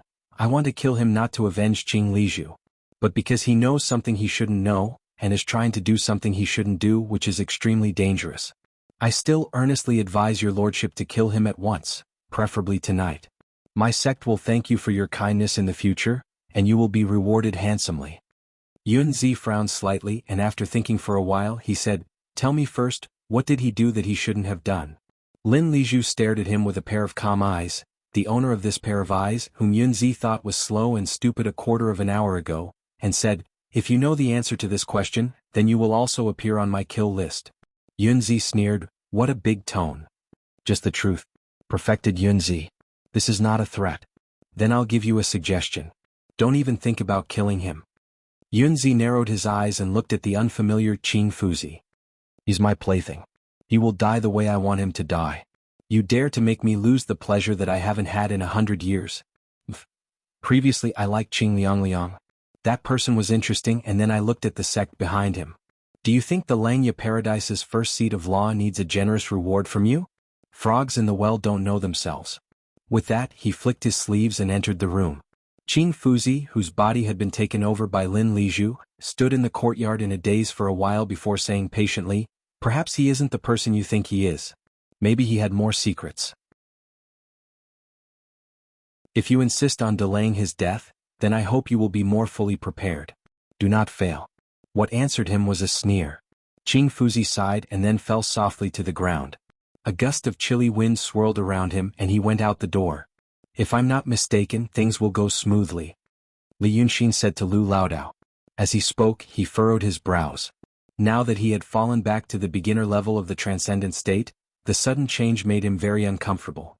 The discomfort was not only psychological but also physical. The body was like a container, and the spiritual energy was like the water in the container. As the spiritual energy increased bit by bit, the container was gradually filled up. As it got bigger, all kinds of possible cracks were repaired.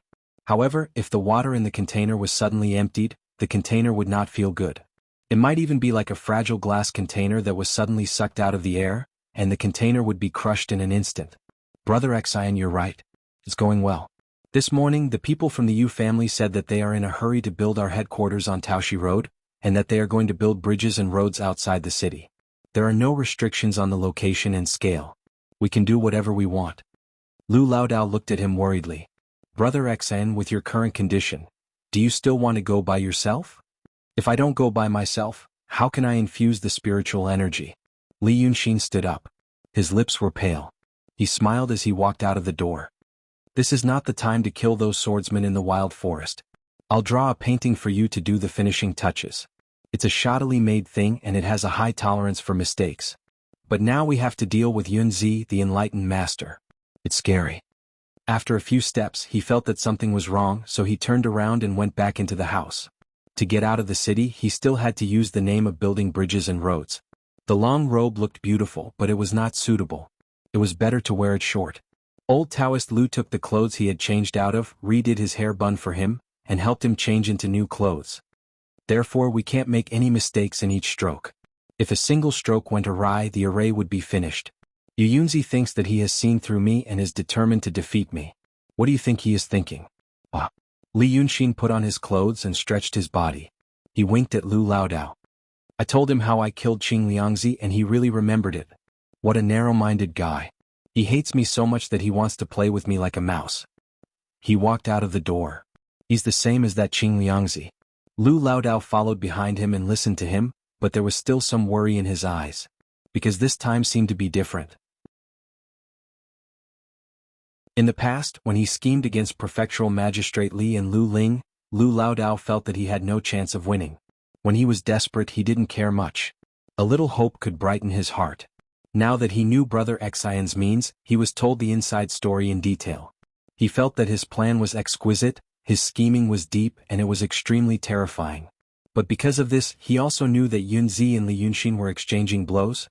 He felt that the two were so intelligent that they were almost monsters. If it wasn't for the roundworms in their stomachs, it was really hard to say who would win. Maybe today, when they were complacent, Yunzi already knew everything? This feeling made Lu Laodao feel perturbed. But he saw joy from the heart on Li Yunxin's face. It was as if everything in this world was boring.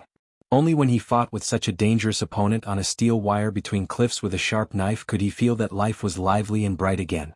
Although Lu Laodao didn't want to think like this, he gradually knew a fact, that was, Brother Xian didn't seem to be a normal person. This kind of mentality made him feel unhappy. But he knew that Li Yunxin was a guy who could read people's minds by looking at their faces, so he didn't want to worry him at this time. When he walked out of the door, he found something new to talk about so that he could distract himself. This morning, Mr. Li came to say that the young master of the Yu family, Yu Meng, wanted to see you and couldn't be stopped. But when he was walking here, something happened to the fourth branch of the Yu family. Now he has to come on behalf of Master Yu, so he really can't come. Thinking about it, I haven't seen him for a long time, and I didn't thank him for saving my life that time," Lu Laodao said as he walked in the warm morning sun. After walking for a while, he felt that his body gradually became hot. What a coincidence. But he was interrupted by Li Yunxin. "What happened to the fourth branch?" Pausing for a moment, he added, "Is that Wang Mingde dead?" Lu Laodao was very surprised that Brother Xian was interested in this kind of thing, but he could always change the topic. After thinking for a while, he said, "I'm not sure about the name, but there's someone surnamed Wang. He married a concubine's daughter from the fourth branch. He hasn't been happy. I didn't tell him anything, I just saw him from afar. That time, I went to the fourth branch to do a painting and I saw him from afar. A steward tried to seduce him, but he didn't even let him drink water. So this is also unsatisfactory. This time he said he made some medicine and I heard that it could be used to build a road in the mountain. He said he would see him this morning, but he committed suicide in the morning." Lu Laodao frowned. "If you ask me, maybe he finally felt that he had a chance to make a name for himself, but the old man of the fourth branch wanted to take his prescription. After many years of depression, he was narrow-minded, so he made up his mind to commit suicide and caused a big trouble. So I pity that wife of his." Lu Laodao talked endlessly, not noticing Li Yunxin's eyes. Li Yunxin's face calmed down and his eyes became clear. Sure enough, a thunder that he left casually was triggered. The dark thunder had nothing to do with Yu Yunzi, Ling Kongzi, Qi Wen Yazi and Dongting Lord. It had nothing to do with what he was about to do in the city of Wei.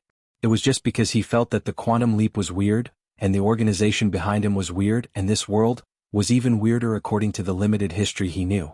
So he randomly found a good-for-nothing person and threw him a thunder. Now it exploded. Did this mean that he accidentally had that absurd idea? It was true. Lu Laodao turned and saw his face and was stunned. He stopped talking. "Brother Xn, what's wrong?" "Nothing." Li Yunxin squinted his eyes and looked around subconsciously.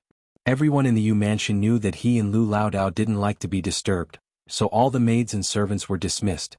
Now the two were walking on the busy street, going to the city gate to meet the people who were building the bridge today. There was nothing special on the street.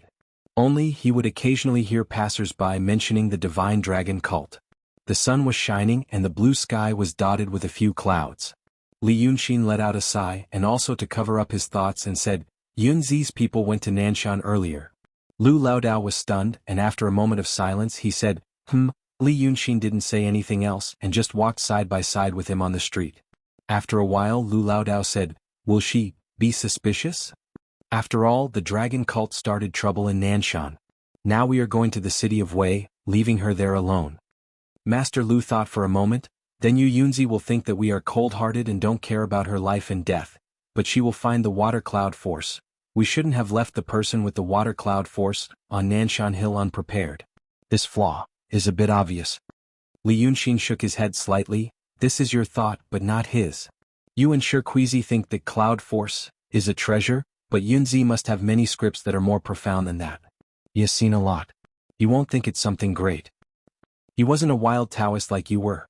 Wild Taoists struggled to find the true scriptures so you can understand their feelings. He used to be a high-ranking official, and he was brought back to the mountain by the Grandmaster of the Cave Heaven who went down the mountain. His starting point is different so he can't understand your feelings." Lu Laodao said, and didn't ask more. He just walked gloomily. When they were about to reach the city gate and saw two rich businessmen coming to greet them from afar, Li Yunxin turned his head and sighed. "You really? I am not the kind of person who doesn't like to leave my name after doing good deeds. I like people praising me the most. If you can't be grateful to me then say thank me. What's there to be embarrassed about?" Lu Laodao was stunned and then he felt a warm feeling in his heart. He didn't know whether he should smile with Li Yunxin, or keep a straight face, or shed tears of gratitude. Finally, he walked in front of Li Yunxin seriously, bowed deeply and said solemnly, "Thank you, Brother Xen." Li Yunxin didn't help him up and accepted the bow seriously. He grinned, "You're welcome. Well, you thank me and I accept your bow, don't worry about it in the future. We don't owe each other anything, finish the work today." Bah. They did 4 big things in one day. The first one was to build a bridge over a small river called Bright Stream. The stream was quiet when the weather was good, but it would flood when it rained. Although it didn't rain often, the dragon cult master insisted on doing things here, so they had no choice but to obey. Li Yunxin and Lu Laodao personally laid the cornerstone. They used 81 bluestones to look like water, and said it was used to stabilize feng shui. Then there were 3 other roads. The first 2 roads went smoothly, but when it came to the 3rd road, the dragon cult master said they had to go through a mountain. It wasn't a big mountain but a small hill. Originally they could have gone around the hill, but the dragon cult master insisted on going through it. After going through it, they would have to cut through the mountain. According to the locals, there weren't any stones in the small hill, only sand. It wasn't impossible to cut through the mountain, but it would take some time and manpower. The dragon cult master smiled when he heard that. He immediately ordered everyone to stand far away, and only he stood on the spot, exhaled and exerted force. A ray of golden light shot out from his palm and immediately carved out a path in the middle of the small mound.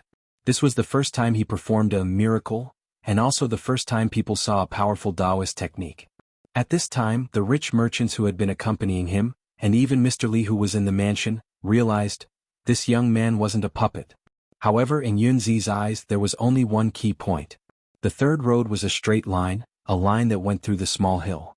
It also had to be a straight line, to form a part of the painting. Because of this he didn't take a detour, and because he impatiently displayed his divine power.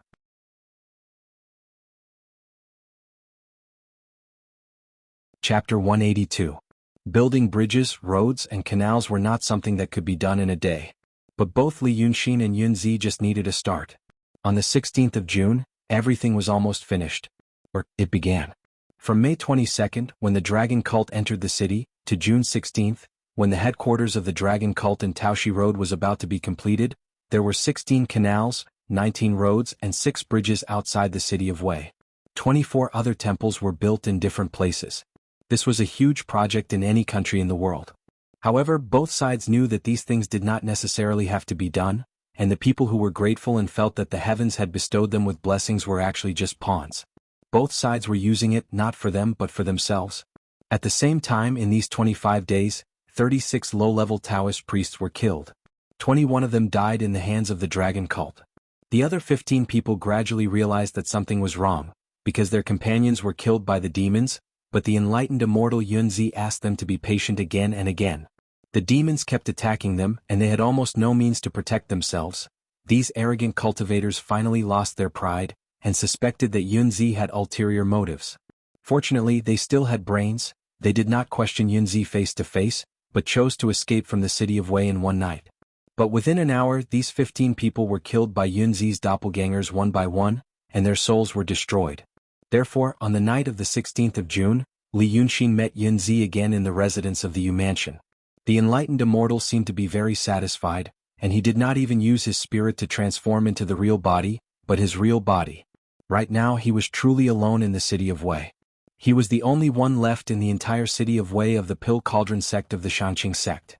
The strange deaths of the cultivators had long scared the servants who knew a thing or two out of their wits. They had all fled to the Egret continent.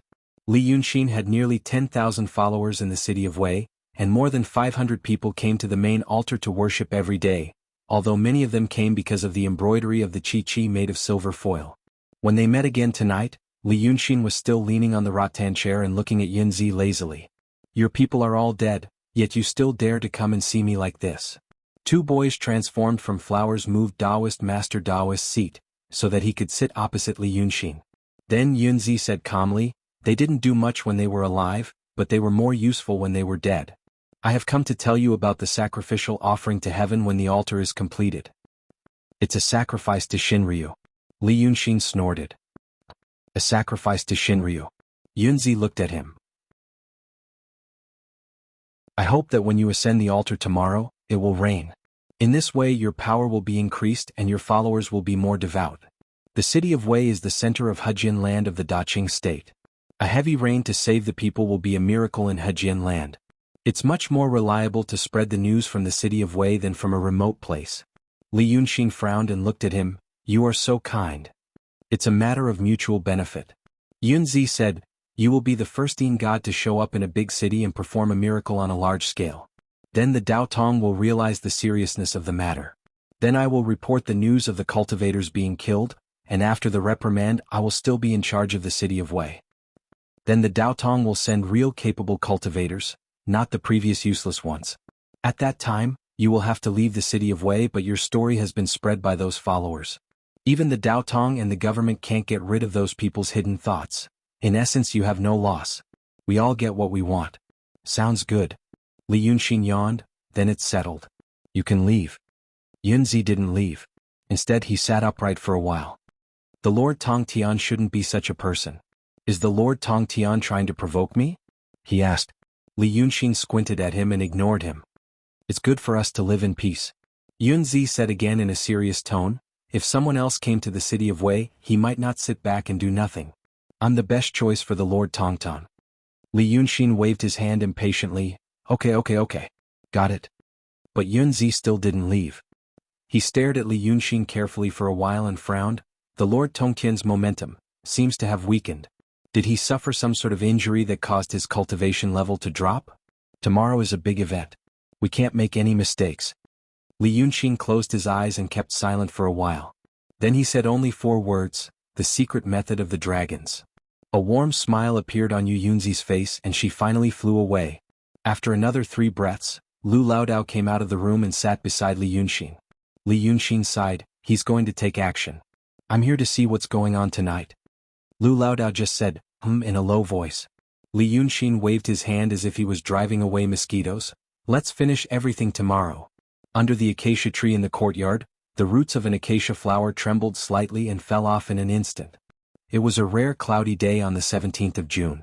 The sky was livid with heavy clouds. There was no wind. It was like a big steamer since the morning. But the people in the city of Wei didn't feel annoyed, because the clouds meant that it might rain. Many people in the city didn't do farm work. But in this day and age there were no real city people. They all knew something about crops. Besides, today was the day when the headquarters of the dragon cult was completed. Everyone was happy. It was not that everyone was a believer. They just knew that the dragon cult was generous and had the support of the Yu's mansion. On normal days they would give some money to the dragon cult. Today was an auspicious day. Therefore, at the first light of day, some people came to Taoshi Road with their families to occupy a good place. The headquarters was not an altar, but a temple. But this temple couldn't be described as a big temple. The foundation was deep and the platform was high. According to Li Yunxin's unique hobby, she has to climb 49 steps of white marble to get on the platform. If someone falls from the platform, he or she will fall to his or her death. The platform was big and the floor was paved with green flagstones. The whole courtyard of the former Dragon King Temple of Lu Laodao was now just a main hall on the platform. The main body of the temple was covered with yellow glazed tiles. It looked magnificent. On a good day, it would even reflect golden light under the sunlight. Many people swore that they saw the Dragon God Temple in the Great Yi in the ruined palace in the city of Wei before it was burned down. Although their great-grandfathers were not born when the Great Yi was destroyed. But it was true. Li Yunxin asked people to build the temple according to the emperor's palace in his world. But the scale was reduced and only a main hall was built. Fortunately, the Daqing state was still clean. He used some golden glazed tiles so no one made trouble for him. Those who came early came to wait under the platform of the Dragon God Temple. When the auspicious time came, the dragon cult's leader would worship Shinryu on the platform. Maybe a lot of gold and silver would be sprinkled. But some people thought they came early. Others didn't leave last night. The weather was cool. They slept on the ground with their clothes. When the sky brightened, they were too hot to sleep. They started to chat. They talked about all kinds of strange things about the dragon cult. For example, someone saw the dragon cult's leader shoot out a golden light from his palm and split a mountain. In fact, people didn't believe it. People who heard it didn't believe it either. It was just like those folklores where someone met an immortal or was called by the king of hell to be a judge. But the people in the city of Wei had experienced several strange things. Although they didn't believe it, they were in awe of it. The more people gathered, the more rumors about the dragon cult's leader. After the morning, when it was almost noon, the divine dragon temple was almost surrounded by a group of thousands of people. Thousands of people didn't stand in a tight line. They were randomly scattered on the ground. Even the half-demolished Taoshi Road that had yet to be rebuilt could not contain them. The crowd squeezed all the way to Willow Street outside Taoshi Road. There were so many people. Peddlers also came to sell food, toys and small things. Since he was waiting, he would eat something and look at the little things while waiting. The whole Taoshi Road became a hubbub of people. Some people in the city who didn't want to come also came to join in the fun after hearing that there was a market today. Some farmers who entered the city saw the crowd and asked around. Then they hurried home. Why did they go home? To prepare goods for the market. Commerce was not developed in this era. Many things that the farmers around the city of Wei needed were hard to get even in the shops in the city. There were no suitable places to sell the things that the farmers produced. Li Yunxin turned sour soup into a river on the Changmen Street. That was the market. Once or twice a month, people around the city of Wei would go to the Changmen Street to exchange goods. This was called going to the market. Right now, the Divine Dragon Cult's headquarters sacrificial ceremony has not yet begun, but unexpectedly a marketplace has been forcibly created. In the past, this was handled by the officials. But now the city of Wei was in a state of anarchy. The magistrate of the city didn't have time to care about this. He couldn't order the bailiffs. Thus, when it was time for noon, there were more than 10,000 people around. There were so many people, and the topic of their idle chatter was always related to Divine Dragon Cult, so gradually the topic was related to that cult leader. And gradually, some people said they had seen the cult master before. When did they see him? It was a few days before the Dragon King showed his divinity and burned the wild mountain. Coincidentally, there was a peddler selling sour soup in the market. Hearing this, he slapped his thigh and said with gritted teeth, "That's him." At first, people thought he was joking, so they teased him. Then the peddler told them about how his sour soup was painted into the river by the young man. That incident was widely spread in the city of Wei, so they knew it was not fake. Coincidentally, some of the customers were there that day, which confirmed the peddler's words. The peddler also said that he also went to the dragon cult a few days ago. He heard that they were generous and wanted to see if he could get a windfall. However, he didn't get any advantage but met the dragon cult master face to face. Who else could it be but the young Taoist priest that day? At this point, it meant that the cult master of the dragon cult had been in the city of Wei before and made strange things. He was indeed a sublime person or even a divine dragon. However, as the customers came and went, this topic was mentioned again and again. Hey, the peddler selling sour soup was punished by the dragon cult master. Finally, a person who lived in Egret Island and came to the city of Wei for business heard about it. This person thought for a while and finally realized that he seemed to have seen the young man in Egret town. Of course, he had seen Li Yunxin. Almost everyone in Egret Island was a dragon cult follower. However, as the cult master, Li Yunxin, it was hard to associate him with the passerby he met in Egret town. Until today, after hearing so much, he remembered the rare handsome appearance of the dragon cult master. Originally, this person planned to rush back to Egret Island. But before leaving the city, he passed by Taoshi Road. Being a lively person, he came to have a look and eat something before continuing his journey. At this time, he almost finished his food, so he didn't say much. Anyway, it was not strange that he had seen the cult master of the dragon cult in Egret Island. Everyone knew that the dragon cult started in Egret Island. However, just as he finished the soup in one gulp, put a coin on the table and was about to get up and leave, the peddler who was busy behind the cart suddenly spoke to him. This peddler was originally talking too. He was just greeting people with a face full of smiles and occasionally chatting with them. But just now, a gust of cold wind blew past, and the peddler's figure suddenly stiffened. Then he stopped what he was doing and ignored the newcomers calling him, only staring straight at the passerby from Egret Island saying, "Tell me more." As he spoke, he slowly and inexpertly scooped another bowl of sour soup from the pot, and personally brought it over to the peddler. Then he also sat at the table and said, "I like to hear about him. Tell me more. When was the first time you saw him? What did he look like?" The passerby from Egret Island naturally felt that it was strange. But in any case, he was just a peddler, an ordinary person. Moreover, everyone was talking about the dragon cult master, so there was nothing to hide. Because of the bowl of steaming sour soup, he sat back down at the table and smiled. "Hey, about this matter, actually I'm not that hungry, it's for you." The peddler said with a smile, "You know that person you also heard from others just now, he's had dealings with me. That's why I really want to know more about him. I feel that it's very interesting." The peddler's smile was like a mask hanging on his face. Even the passerby felt that it was a bit strange, but couldn't tell what was strange about it. A few other passerby called out to him a few times, but seeing that he didn't respond, they cursed and left. But the peddler didn't care and only reached out to pat the passerby's hand. "Tell me." The Egret Island passerby suddenly felt at ease, and couldn't help but want to talk.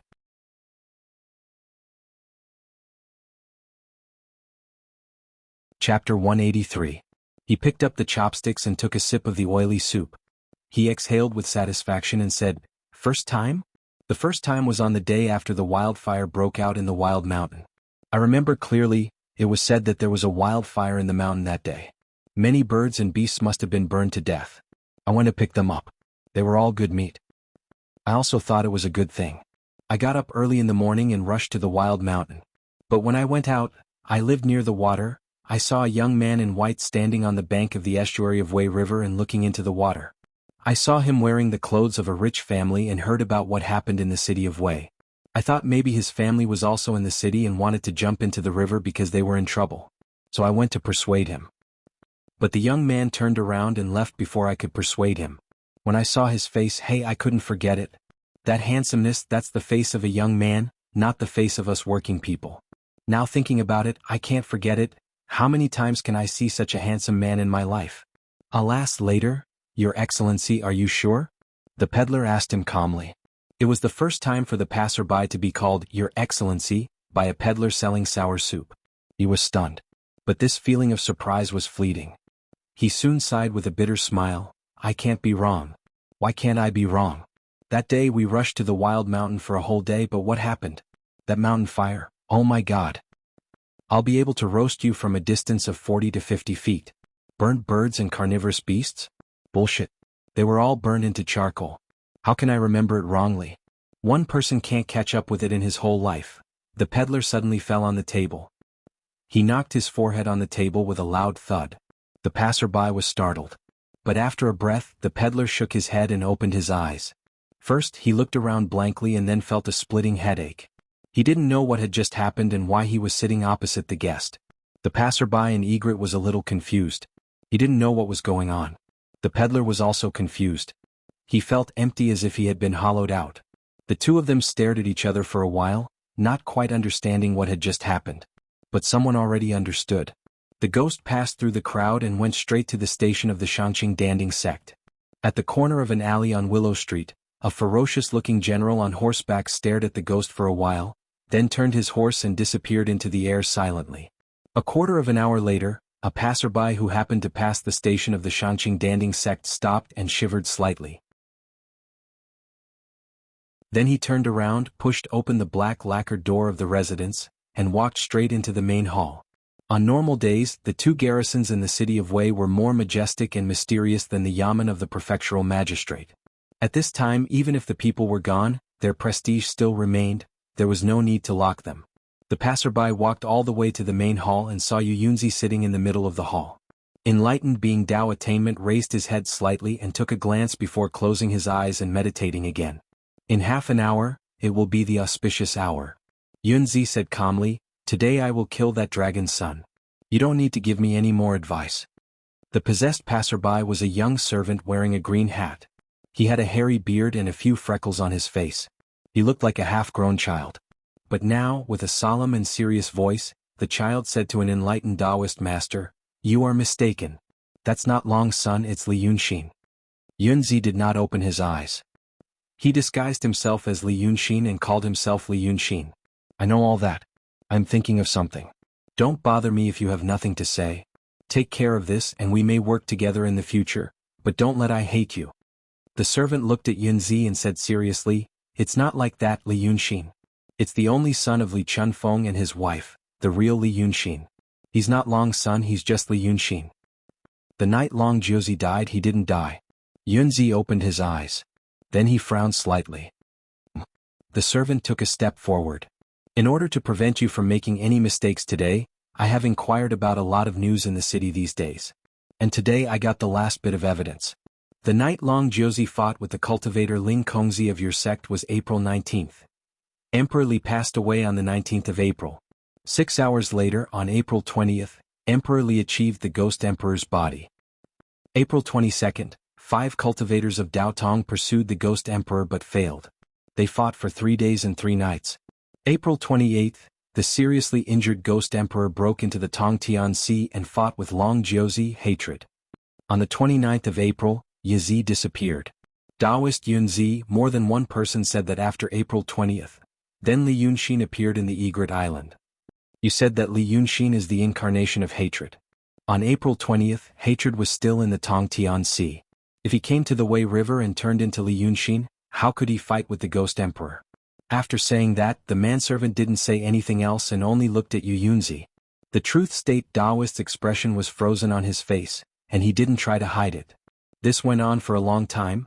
It meant that he was so focused on something else that he didn't even care about his own expression.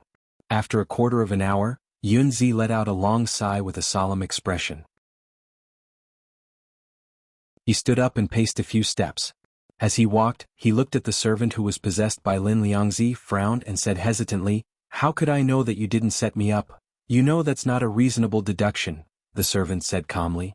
The manservant said calmly, "Our common interest is greater than our common interest with Li Yunxin. But you're looking for the jade chip of enlightenment." "We're looking for the jade chip of enlightenment," the servant said in a low voice, "and as far as I know, the jade chip of enlightenment is no longer with Li Yunxin. Dragon Sun took it away with Chi Kiss. After Dragon Sun died, his palace disappeared, so it can be concluded that it was taken away by Lord Dongting. If you can find the jade chip of enlightenment from Lord Dongting, you're a better partner than Li Yunxin. And he's just a kid. A kid, but he also deceived me." Yunzi sighed and accepted Lin Liangzi's statement. He looked up at the sky. The auspicious time is coming. Lin Liangzi frowned. "What are you going to do?" Yunzi shook his head but smiled slightly. "What to do? Do you know what a good plan is?" Without waiting for Lin Liangzi to answer, he walked out of the door and said loudly, "There are always loopholes in a bad plan. It can only be used to deal with blind and stupid people. A good plan is delicate and meticulous, and it's more than enough to deal with stupid people. However, if it's used to deal with smart people, once a step is not calculated well and a mistake is made, the whole plan will be out of control. And a good plan is to leave room everywhere and deal with changes by not changing. No matter what he does, I'll stand firm. What I have is a good plan. So what should I do? Just act according to the plan." Yunzi stepped out of the door, the corner of his robe flashed by the door, and his voice came through the door. "My honorable guest, please wait here. After I take the head of that kid Li Yunxin, I'll come back to discuss the plan with you." "Where did you find this group of people?" Li Yunxin frowned, looking at a group of people who were preparing on the white jade platform on the 49th step of the Dragon King Temple. There were performers of gongs, drums, swana, eru and flute.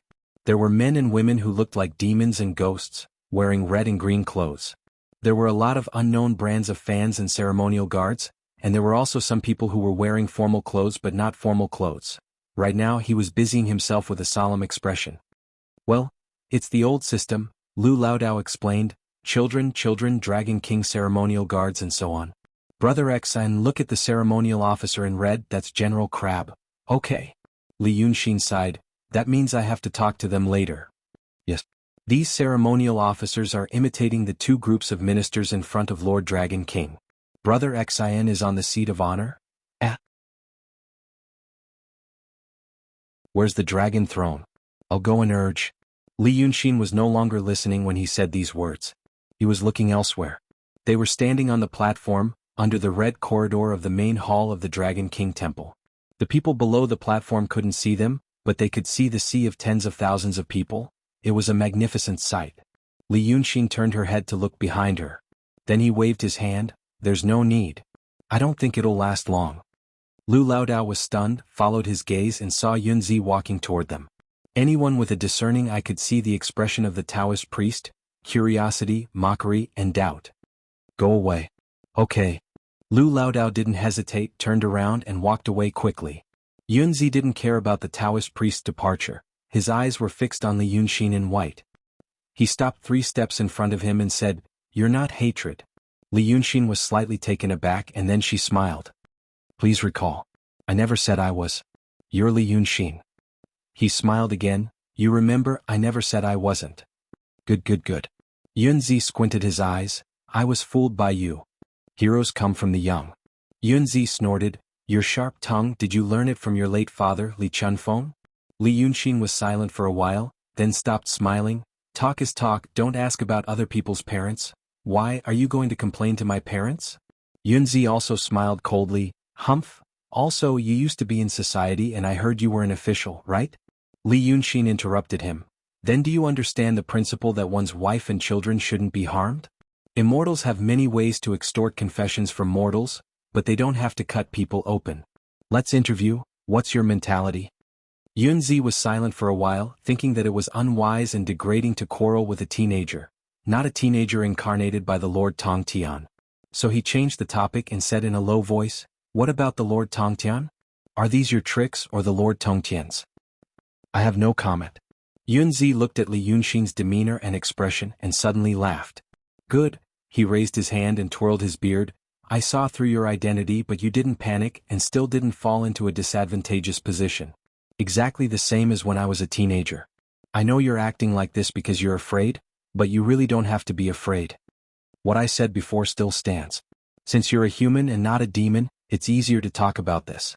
Dao Tong wants the translucent jade slip, but I don't. On the contrary, I need a smart helper. However, whether you follow the Lord Tongtian or me, I won't make things difficult for you, as long as you don't go against me." As for the Lord Tongtian, is actually a dragon lady? That's interesting. Yunzi shook his head gently, "But she can pretend to be your servant and play along with you, so she's not a rude and stupid demon. Things can still be done. You're really a smart person." Li Yunxin smiled and turned to look in the direction of the front of the hall. "A good show is about to start, we have time to talk about it in detail. Look, the auspicious time has come." As soon as he finished speaking, the gong sounded. The big gong was erected on a thick wooden frame at the end of the steps, and it was taller than a person. It was very much like the big drum that Li Yunxin had seen before, but he didn't know why it was changed to a gong in this world. The ceremonial officer in red silk knocked 21 times with all his strength, and the sound was earth-shattering, making people's ears numb. But such a sound only made those people in front of the temple turn their heads slightly and stop what they were doing. More people were still doing what they were doing. Originally they were here to watch the fun, but now it had become a market. What could be more lively than a market? Yunzi, who was walking slowly beside Li Yunxin, smiled and said, "This is not a good sign. After all, you are still a young man, it will be much better for the Lord Tongtian to come forward." Li Yunxin paused by the side of the big gong and reached out to press down on the still buzzing gong. Then he turned to look at Yunzi. "You are just afraid that we are playing tricks and you want to see Dragon Lady. She didn't go anywhere else, she is just staying in the temple. If you want to see her, I will ask her to come out." "I want to see her," Yunzi said. "Sanhua, come out." Li Yunxin did not hesitate to shout into the hall. At this time, the group of people on the stage, which Li Yunxin scolded as a grassroots troupe, were unhurriedly getting into position and getting into formation. In this era, there were no professional ceremonial companies, and a lot of this kind of work was done by the troupe. They had seen many big scenes, so they did not have stage fright. They lined up in an orderly manner, and the actors in the civil and military official costumes stood lazily, and the vocal troupe also sat on the side. As soon as the master gave the order, the music started, and they immediately cheered up and threw themselves into their roles. In Li Yunxin's eyes it was like a child's play, but the people in the city of Wei liked it very much. No one wanted to listen to tedious speeches and preferred to watch the troupe's performance. It was said that there were famous actors in the city of Wei on the stage.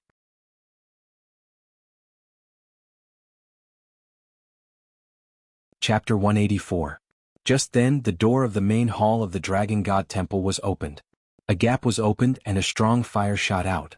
Even in such a hazy day, the fire was still bright, like a long sword stabbing out of the temple door. The back door opened again and a fiery red long sword turned into a fiery red fan. The figure inside was completely revealed to everyone. The people in the troupe didn't really believe in the dragon cult.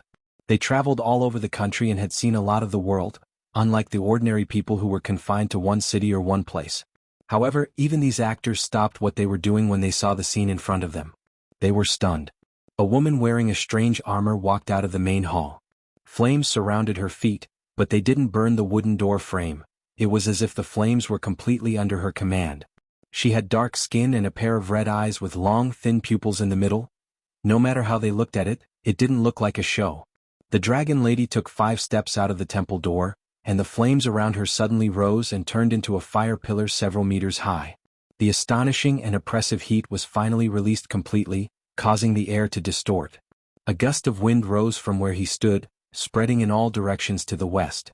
The sleeves of the actors, who were frozen in shock, flapped loudly in the wind. Even their gaping mouths were filled with the wind. Someone whispered, "This is the dragon god." The actors on the stage immediately fell to their knees. But they didn't seem to be in awe but fear. Then the people who weren't attracted by the 21 loud gongs finally saw the strange phenomenon on the stage. With the Dragon God Temple as the center, the silence quickly spread and spread like the wind. The noise quickly disappeared. The silence lasted for a few breaths, and then it slowly turned into a low buzz. People were whispering to each other. At this time, the believers of the dragon cult finally played their role. When they excitedly, nervously, and proudly told the people around them that this was the divine dragon crown prince respected by the divine dragon sect, they who were not very sure themselves had successfully played the role of a bewitcher. The rumor quickly spread through the crowd.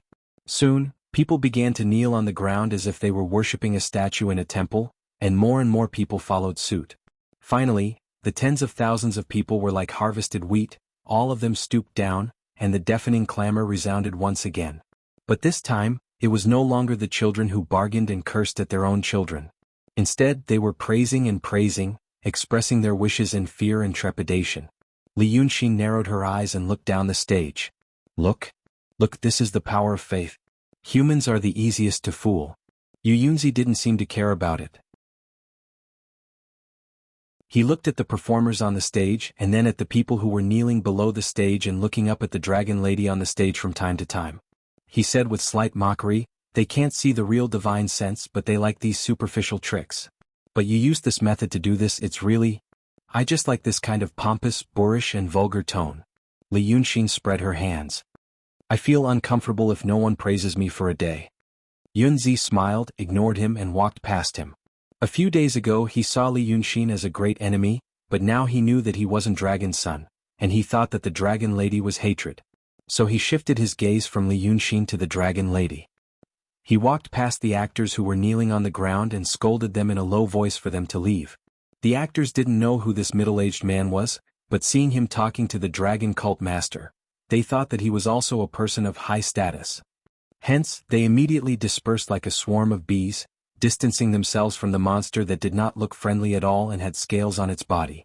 The people below the stage saw him as a god, but the people on the stage saw him as a monster.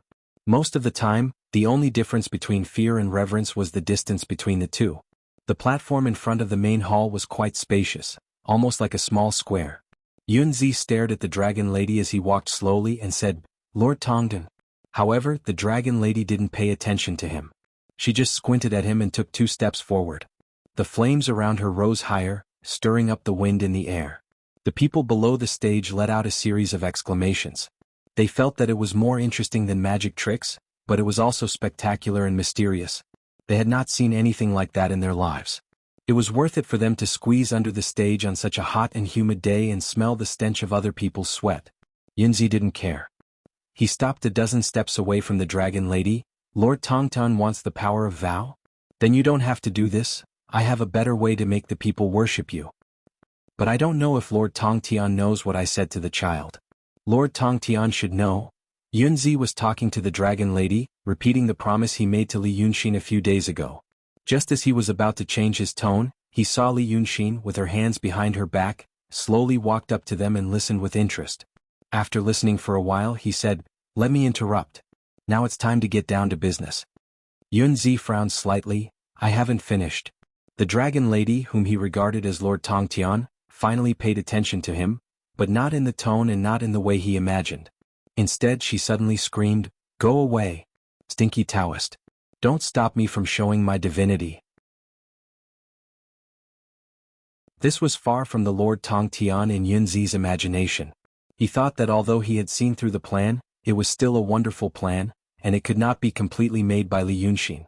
He mistook Li Yunxin for Lord Tongtian and had several dealings with him. Although now he knew he was wrong, it also showed that the young man was not an ordinary person. It was normal for such a person to get together with Lord Tongtian and come up with such a plan. He thought that the young man was frivolous and rash, so there must be an experienced and prudent Lord Tongtan.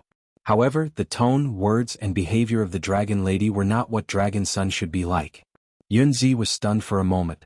It was at this moment that a talisman in his sleeve suddenly jumped up and down in a frenzy, emitting a sharp cry that only he could hear. Taoist priest Dideo's expression changed, and he immediately threw away the doubts in his mind. It was a purple talisman. This kind of talisman was time-consuming and laborious to make, so he brought 2 with him. One had been used and now there was only 1 left. This meant that someone else within 1,000 miles had used a purple talisman, but this was not in his plan. Thus, Yunzi smiled without batting an eyelid, snorted, turned around and walked straight to the back of the hall. Li Yunxin didn't care about him, walked straight to the front of the stairs, and looked down at the people below the stage. He was silent for a while and suddenly raised his voice. You all know about my dragon cult. You also know what my dragon cult has been doing in City of Wei recently. Then you should also know that my cult worships Dragon Sun Chiwen. When he spoke, he used spiritual power, so his voice was loud but not harsh. There were thousands of people on Taoshi Road and tens of thousands of people outside, all heard his voice clearly. Some people outside couldn't hear clearly, so they asked the people in front, and gradually understood what he was talking about. Just this one thing, a person speaking on the stage and tens of thousands of people could hear clearly, this kind of thing was also a god's ability that made people sincerely believe in it. On the stage, Li Yunxin said again, however, some people misunderstood, saying that our cult's Chiwen Dragon Sun is the prince of the vast sea dragon palace. Before this, we didn't clarify this matter. Now, on the day of the completion of the Dragon God Temple, we will tell the world who our cult worships, in case some devout believers go astray in the future. Li Yunxin's voice came from afar, into Yunzi's ears. At this moment he stood under the red corridor of the main hall of the Dragon King Temple, and took out a purple talisman from his sleeve. The mysterious patterns on the talisman had become flickering, as if a lot of light was sealed in it. The body of the talisman was boiling hot, and if an ordinary person in the secular world held it, his skin would be torn and his flesh would be torn. While listening to Li Yunxin's nonsense to deceive people, Yunzi frowned and said in a low voice, "Order." The seal was removed. The patterns on the talisman instantly became blurred, and the light contained in it was released in an instant. A misty green figure quickly formed in front of him. Seeing this person, Yunzi was a little stunned at first, and then he immediately bowed and said, "Greetings, great master." This blurred figure was the same height as Yunzi. He was wearing a purple gold crown with 8 treasures on his head, and a cloud-embroidered robe. His face was blurred but his voice was very clear. He couldn't see where the scene behind him was, but Yunzi knew that it wasn't anywhere in the Langya Cave. The figure formed by the purple talisman was the great master of the Langya Cave in Daotong, a practitioner of the mysterious state Kuan Wuzi. But the great master of the Langya Cave, the most powerful person in the sect, why would he come to this place thousands of miles away from the city of Wei? Soon Yunzi's doubts were answered. The illusory figure of Kuan Wuzi opened his mouth and said, "We have found the whereabouts of Long Ertzi Hatred. 5 days ago we fought with him and now he should have entered the kingdom of Qing. This time I came alone, but Long Ertzi Hatred's cultivation has been recultivated to the perfect harmony state, and he is only one step away from returning to the mysterious state. This time, we of Daotong have decided to get rid of this great demon, so we have to leave quickly and keep a low profile so as not to alarm more great demons. Right now in the kingdom of Qing, there are only 2 practitioners above the realm of true state. I will go north, you go south, and we will intercept Hatred together. We must not let him escape and cause more trouble." Yunzi's expression froze on his face and his heart quickly welled up. A feeling that even he didn't know how to describe. He had to clench his teeth so hard that they almost broke to pieces before he could forcefully suppress that extremely complicated feeling. He bowed to the sect master again and asked in a cautious tone, "Sect master, are you sure that it is Long Ertzi Hatred? I have never seen Long Sun's true body, so what does Long Ertzi Hatred look like?" "He did not show his true body, only his fiend god Dharma body," Sect Master Kuan Wuzi answered him. "Remember well. Long Ertzi Hatred's fiend god Dharma body is a tall and sturdy man covered in golden fur, with a pair of jet-black coral antlers on his head. Blue eyes, thin pupils. When he transforms into a human, his body is slender, and he wears a yellow robe with a golden crown on his head. Remember his appearance, and when you see him you must first fight with him. You must not underestimate him." Hearing this, Yunzi frowned and he even forgot to speak. However, Kuan Wuzi thought that he wasn't convinced and tried to persuade him again. "Cultivators like us rarely fight with dragons. Thus, we only know that the bodies of demons are strong. However, when I fought with him, I found out that the bodies of dragons are the demons of demons. If you meet Hatred, you must not underestimate him. Just hold him back and wait for me." At this moment, Yunzi heard Li Yunxin speaking on the stage in front of the hall. "All of you have worshipped him before. He is the Wei River Dragon King, the Dragon Sun Chiwen. He is the true god that our dragon cult worships. Previously, all of you know that there was a battle in Weiqing City, and this Taoshi Road was destroyed during that battle. The wilderness mountain outside of the city was also burnt to a crisp during the battle. All of you didn't understand the matters of the Celestials in the past, but today I will tell all of you. That night there was a demon that invaded Weiqing City. Thus, the Wei River Dragon King who was protecting this place, appeared and killed the demon. After that, he fought with the demon for 300 rounds on the Wilderness Mountain before he was killed. The flames that covered the mountain were the 3-flower dragon lady that served the Wei River Dragon King. 3-flower, come forward and show them the powers you used to kill the demon. That Wei River Dragon King was heavily injured during the battle with the demon, which was why there was a drought for the past month, and not a single drop of rain fell. Now that he has recovered some of his strength, he passed down the dragon cult. This is to let the people in the city do good deeds, pave the roads, and make up for the poor people who had difficulty making a living because of the fire. Today you've met the Tri-Flower Dragon Lady. But if you are sincere to the dragon cult and appreciate the great kindness of the Wei River Dragon King in protecting this city, then pray devoutly and recite the name of the cult master of the dragon cult, Wei River Dragon King. Maybe if you are sincere, there will be a heavy rain today to benefit millions of people. After saying this, the people under the stage started to discuss again, causing a wave of noise. The great master of the cave who was thousands of miles away seemed to have heard Yunzi's voice. At this time he realized that the place where Yunzi was at was not ordinary. So he asked, "What are you doing over there? Are you in trouble and can't get away?" Yunzi didn't answer immediately. Instead he let out a sigh of relief. At first he thought that Li Yunxin was the second son of the dragon Hatred, but he was not. Then he thought that the Yin god that could create flames and grow 2 horns was the dragon lady Hatred. However, now he knew that was not the case. That meant an ignorant kid, an emptiness realm demonic Yin god that came from nowhere. These days the Yin god played around with him, but he didn't kill him. Now he was standing on the stage pretending to be the Wei River Dragon King. Right in front of him, he had lived for more than 100 years, and he had never been humiliated like this. He had to pay the price.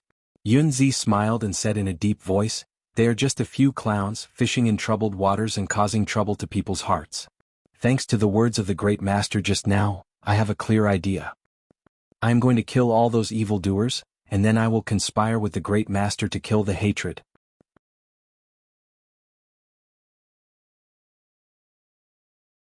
Chapter 185. At this moment the purple amulet burned out.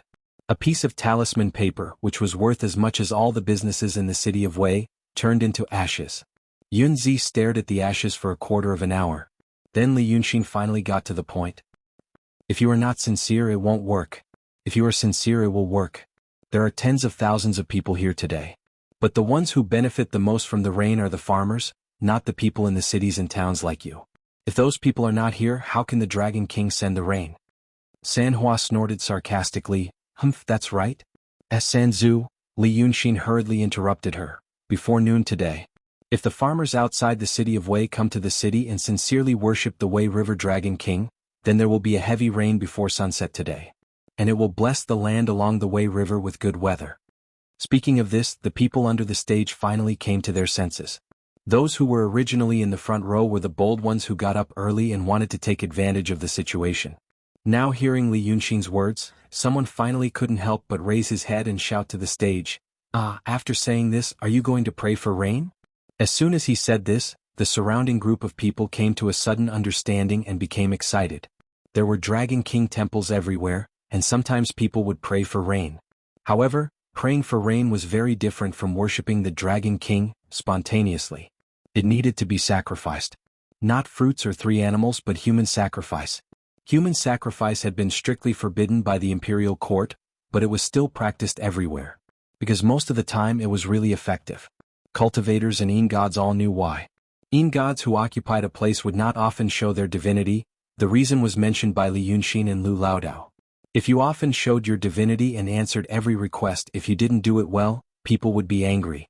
This was called, the heart is not satisfied. Only when you occasionally gave those ignorant people some benefits would they carefully worship you.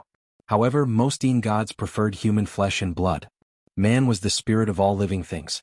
Even the Yin spirits had to transform into human form in order to improve themselves. Therefore they had an innate obsession with things like human flesh and blood. However, they were afraid of being eaten by others. Some of them were brave enough to eat in secret, while some of them were cowardly enough to endure it.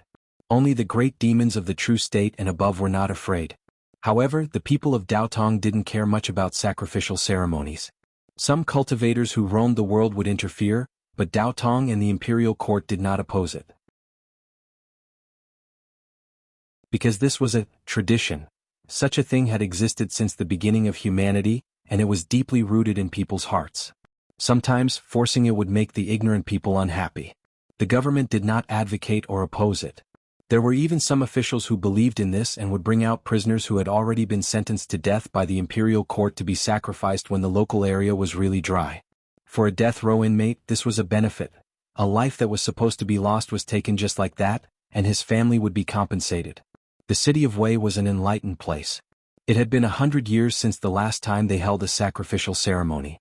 As soon as this question was asked, everyone became excited.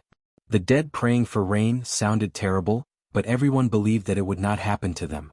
They all thought that the city of Wei was a rich and prosperous place. At least in broad daylight they would not drag people onto the stage and kill them. They must have taken people from the prison of the government. Since it was a death row inmate, he deserved to die. But this was not in Li Yunxin's plan. He was not afraid of killing people, but he did not like to kill people for no reason. It would dirty his clothes and offend some people. He smiled slightly. The rain is required. But the human sacrifice is also required. Another voice interrupted him. His voice was equally loud and clear, reaching everyone's ears. The tone was soft and warm, which made people feel comfortable. Yunzi walked over with a mysterious smile on his face. Every step he took covered a distance of dozens of feet. Soon he came to Li Yunxin's side. The supernatural power of shrinking the ground into inches was exactly what people wanted. The audience exclaimed, saying that another immortal was coming. Li Yunxin did not say anything. Yunzi looked at him carefully and then at Dragon Lady. Then he turned to the audience and said, "The human sacrifice is necessary. But not now. I am the president of the Institute of Law of the Langya Cave of Daotong, enlightened immortal Yunzi." He said this and soon realized that he made a mistake. Immortal was already the most extraordinary existence in these people's hearts. They also thought that an emptiness state cultivator was an immortal. As for the Cave Institute of Law Enlightened Immortal, what the hell were they? People knew about the cave just like people knew about the heavenly court. But they did not know that the head of some department in the heavenly court was some little immortal. So they looked at each other and asked, "What is the Institute of Law? Enlightened Immortal is not as powerful as immortals," and so on. Then they looked at him blankly. Yunzi sighed, "I am the real immortal of the cave." His wish was finally fulfilled, and he could hear the people gasping and exclaiming in unison. "I came here to bless the land and kill the demons." He emphasized the last 4 words and glanced at Li Yunxin. Then he said, "Praying for rain to bless the people is a good thing. Now that the dragon cult wants to pray for rain, I wish him a hand. I wrote a prayer to the heaven and earth to pray for a heavy rain." But in the city of Wei, there was a demon who stirred up trouble and angered the people. Yunzi softened his tone and said in a low voice, "So there was a drought for more than a month. To ask for rain, ordinary sacrifices are not enough. It must be a demon who is full of evil and has mana as a sacrifice. Only then can you ask for happiness." But now, he turned to look at Li Yunxin, "Let the cult master of the dragon cult show his supernatural power first. After showing his supernatural power, I will then offer a sacrifice to the Dragon King for you." His words were easy to understand and the people under the stage all understood. So they realized that not only did someone cast spells to make rain, there were also people who cast spells to catch and kill demons. This matter was going to be really interesting. Suddenly the crowd was boiling with joy. They whispered to each other that today's trip was not in vain. Finally there would be a good show to watch. They wished they could call their mothers, daughters-in-law and sons to watch together.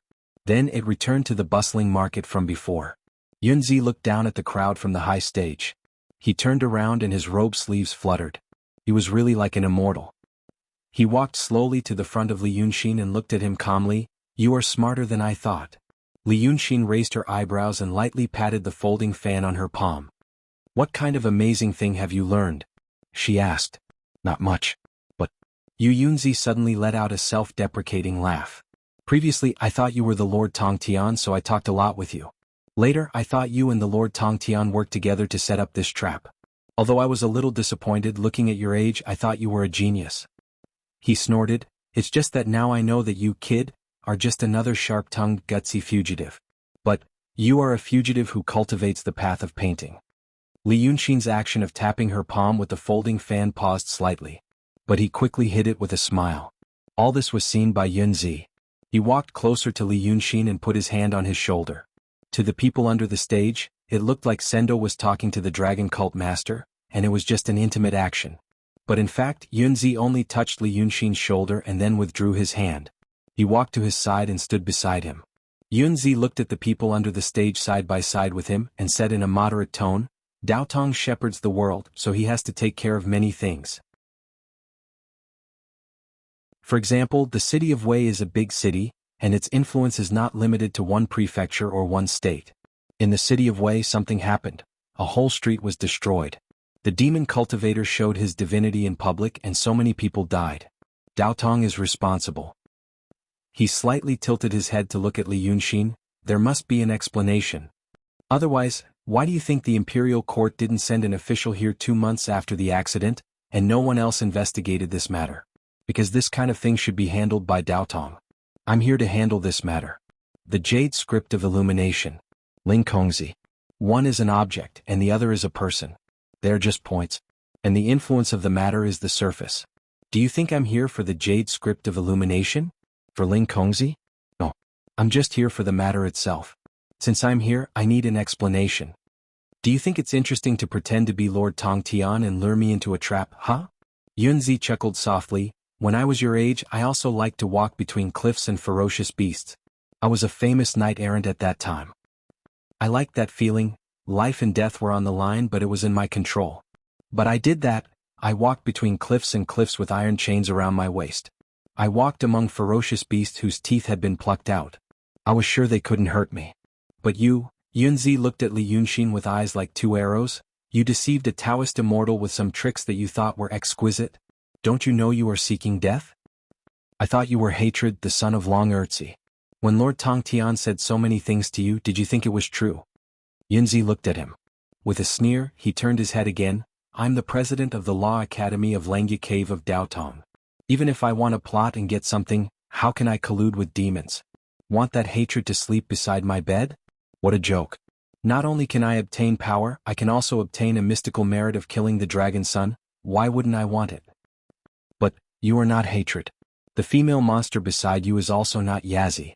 Although I don't know what method you used to get the dragon chi, you seem to have not realized one thing.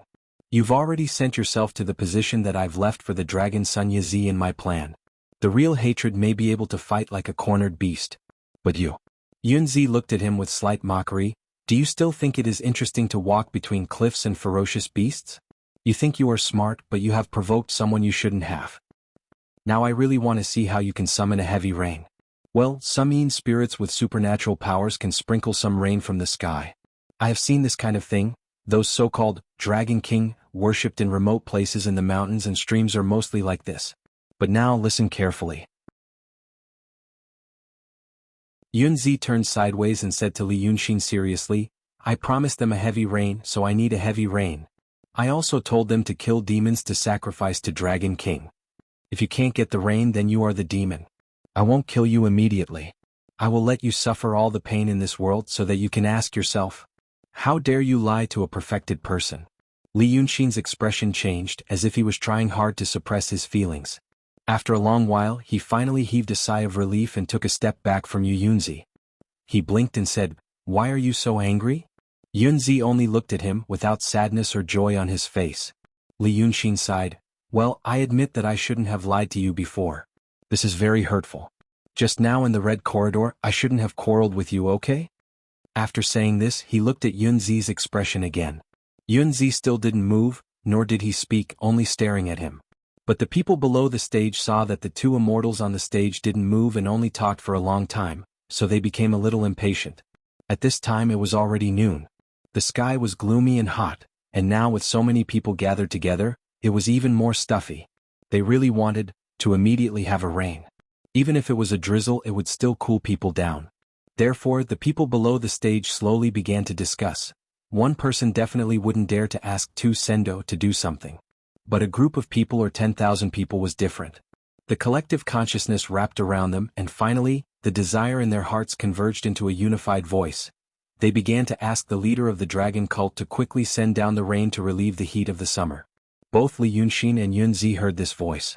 Li Yunxin sighed heavily again. How about this? Since everyone's request is so strong, then, if I can really ask for a heavy rain, let's not be so stiff and talk about it, okay? A meaningful smile appeared on Yu Yunzi's face. You're not the son of a dragon, and neither is that demon. How can you ask for a heavy rain? I have my own way. Li Yunxin spread out his hands. So it's settled? Okay. Yunzi smiled even more happily. Then it's settled. Li Yunxin immediately turned around and directly raised his voice. Then I will give you a rain. After he said that, he reached into his sleeve and took out a magic brush. Then his robe sleeves surged as if suddenly filled with strong wind. The magic brush in his hand seemed to become extremely heavy at this moment, and it took all his strength to move it in the void. It was as if this brush was affecting the faith and spiritual chi of the whole city of Wei, and even the entire Wei River. So, you want to use the whole painting array outside the city plus the power of faith of these people and those people outside the city, to draw a rain from somewhere else? Yu Yunzi suddenly spoke from behind him. His voice was cold as if it was cut by a knife. Building bridges, paving roads, building righteous canals, these are used to deceive people, and today it comes in handy. It's a good plan. But why do you think I asked you to kill the 36 cultivators? Do you really think it's just to give me an excuse to get the power of Dao Tong?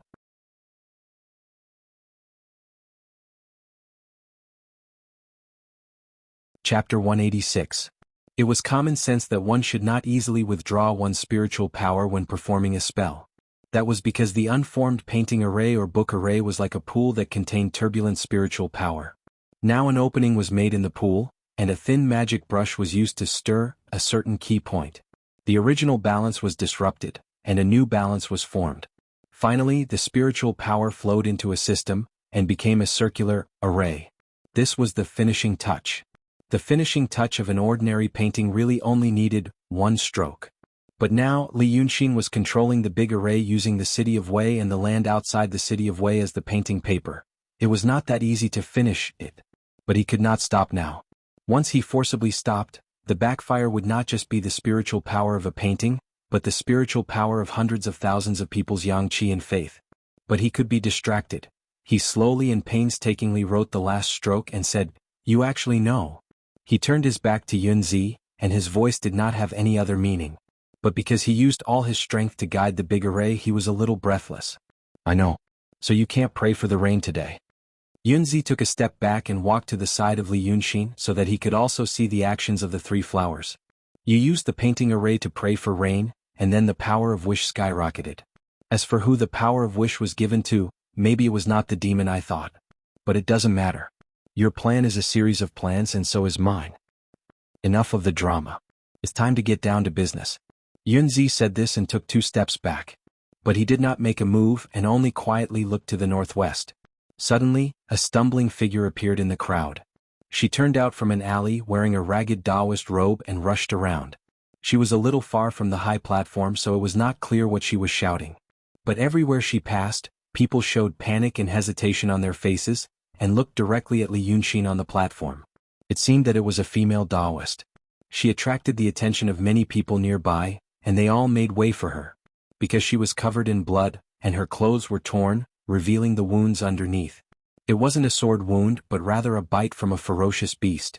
Ordinary people could not tell the difference between the 2 kinds of wounds, but they were all stunned by the blood on her body. It was not every day that they could see such a seriously injured person running in public, and the content of her shout was even more appalling. The one on the stage isn't the Dragon King, but a demon. It wants to kill all of you and refine you into yin spirits. The crowd didn't really understand what to refine into a ghost meant, but they heard the first 3 sentences clearly. However, even though the wounds on this woman's body were frightening, her words were too shocking. For a moment, people only regarded her as a lunatic, and no one was willing to touch her. In this way there was no one to stop her, and the woman actually rushed all the way down the stage. After that, he leaped up more than a dozen steps, pulled out a thin sword that was still stained with blood from his sleeve, and pounced straight at Li Yunxin, who was still casting his spell. The crowd below the stage immediately let out a burst of exclamations, as if there was a sudden storm. At first, they thought that she was a madwoman, but now that they saw her skills, she was clearly a kung fu master. The light of the sword went straight for her face. Li Yunxin didn't move and only shouted, "Stop her." As soon as he finished speaking, Sanhua, who was behind him, rushed forward, just like how he killed the two cultivators that night. With just one palm, he shattered the thin sword in the female Taoist's hand. Another palm went straight for the female Taoist's face. The raging flames in the air whistled, and it seemed that the female Taoist's head was about to be smashed into pieces. At this moment, Yunzi, who was standing on the side and watching coldly, shouted, "Stop!" Then, with a flash of golden light, he waved his sleeve and forcibly pulled the female Taoist, who was covered in blood, from the raging flames of Sanhua's palm to him. Sanhua made a sound of annoyance, but then she heard Li Yunxin shout in a low voice, "Enough! Step back." Dragon Lady stared at the female Taoist for a while with dissatisfaction, and then looked down the stage. The act of breaking the thin sword with one's bare hands was simply too exciting, and the crowd below the stage was watching with great interest. Seeing that the female Taoist was saved, there were still a few people who sighed, unsatisfied. Why didn't they continue fighting? But then they saw Yunzi help the female Taoist to stand steadily, and after looking up and down he exclaimed, "Taoist friend Qing Fuzi? How come it's you? There's a change in the city." Qing Fuzi held his arm, looked at Li Yunxin and gnashed his teeth. This person is not the Dragon King but a demon. They have refined a group of ghosts inside and outside the city of Wei, intending to turn the city of Wei into a land of death. Hearing this, Yunzi suddenly raised his head and looked at Li Yunxin. "Is this true?" Li Yunxin squinted at the two of them and finally finished the finishing stroke. As soon as the stroke was finished, a cold wind suddenly blew between heaven and earth. The wind did not blow from east to west, nor from west to east. Instead, it was like a whirlwind that rose from the ground and no one could tell where it came from. Just like that, it flowed through the crowd in the city. And because of this wind, the originally gloomy rain clouds were pressed down even lower. It was as if one stood a little higher, they could touch the moisture in the sky with a stretch of their hands. The spiritual qi and the power of vow within the radius of 100 miles were finally affected by the finishing stroke, and began to circulate in accordance with the weather. Li Yunxin finally let out a sigh of relief after this was done. He didn't care about the eyes of those people and only stared at Qing Fuzi, who was beside Yunzi, for a while and pointed at her. "I didn't find you previously and I thought you were killed by him. Now it seems that you have been put in an important position, and your acting is passable. Do you know what I'm waiting for? I'm waiting for you." He no longer used supernatural power to speak, and the people below the stage couldn't hear him. Instead, Yunzi frowned and shouted again with supernatural power, "So you're really a demon?" Li Yunxin suddenly laughed. "Save it? You want to act with me? I know what you're planning. You asked this woman to kidnap Shirquizi, and then torture her to death. Today you asked her to appear in front of me like this. Previously, when you said that you were a Daotong sublime being, I didn't deny it in public and everyone knew your identity. But since you're an immortal, then it's easy to suspect whether I'm the demon that this woman identified. Then as you said, my spell can't ask for rain. If I can't ask for rain, then you'll say that I'm really a demon. If I can't control myself and kill this woman on the spot, then I'll have confirmed my reputation as a demon in public. The Taoist who killed Sendoist Taoist must not be a good person. But look, my spell has been completed. The spiritual qi and the power of vow inside and outside the city of Wei circulate endlessly. I'd like to know, what method do you have to make my spell lose its effectiveness? You could have just killed me. But if you do that, it'll be too boring for you. I guess from the first day I told you how I killed Qing Liangzi, you've been planning to use the same method on me." Yunzi looked at Li Yunxin and suddenly a joyful smile appeared on his face. The happiest thing is to make a person's wish come to nothing when he's full of himself. Now, I actually experienced the feeling of joy that you mentioned. How do I make your spell lose its effectiveness? Kid, my Daotong has been passed down for thousands of years, and your school of painting has only been around for 2,000 years. Do you really think that there's no way to restrain your obscene painting techniques? Some people think that the art saint who was possessed by the devil has been killed, and the school of painting has been destroyed, and that there's no profound painting techniques in the world. Thus, no one is willing to study methods to restrain painting techniques. But I happen to dabble in this. As for this method, Yunzi took a step forward and looked at Li Yunxin. Your spell is the finishing touch and I have the same method. But, he turned to look at Qing Fuzi, the eye of my spell is a human. It said that when the art saint was destroyed 1,000 years ago, the high-level cultivators suffered heavy casualties. That devil was extremely cunning, and it was very difficult to kill him with ordinary methods. Thus, an extremely talented cultivator thought of a method, and with this method as well as the sacrifice of dozens of high-level cultivators, they finally defeated that devil. After that, because this method was too cruel, it was sealed away. If you want to know, it's a human sacrifice. Yunzi reached out and patted Qing Fuzi's shoulder. The female Taoist, who was covered in wounds, was immediately nailed to the ground by a powerful spiritual force, unable to move. She could only stare at the true state Taoist beside her, as if she understood something. You killed more than 20 people and I killed more than 10. Yunzi looked at Qing Fuzi without a care and said to himself, she said that there's someone in the city who refines ghosts, and it's true. Unfortunately, her knowledge is too limited, and it's not comparable to any ghosts. I want you to kill them and I want their Reiki. I've already left talisman marks on their bodies. Once they die, their bodies are destroyed and their ghosts are taken away, but their Reiki is left in place by me with a secret method. You killed more than 20 people in the city, it doesn't matter where they died or where their Reiki is left. The important thing is the more than 20 people outside the city. Yunzi reached out and pointed at Li Yunxin, drew a person on the land outside the city. Li Yunxin exclaimed in a low voice and knocked the folding fan in his hand. I thought that although you knew that I made a painting array, you couldn't see through it. Now you actually know that I drew a person. Then you really understand. That's right. Using the city of Wei and the land around it, and the original direction of the roads, rivers, forests, and fields, plus I added dozens of strokes in the name of building bridges and roads. I drew a person. Yunzi smiled. Now that your array is done, I can also feel the direction of the Reiki. It's leading the Reiki to the sky and it's leading the turbid air to the sky. Yin and Yang collide and it's going to turn into rain.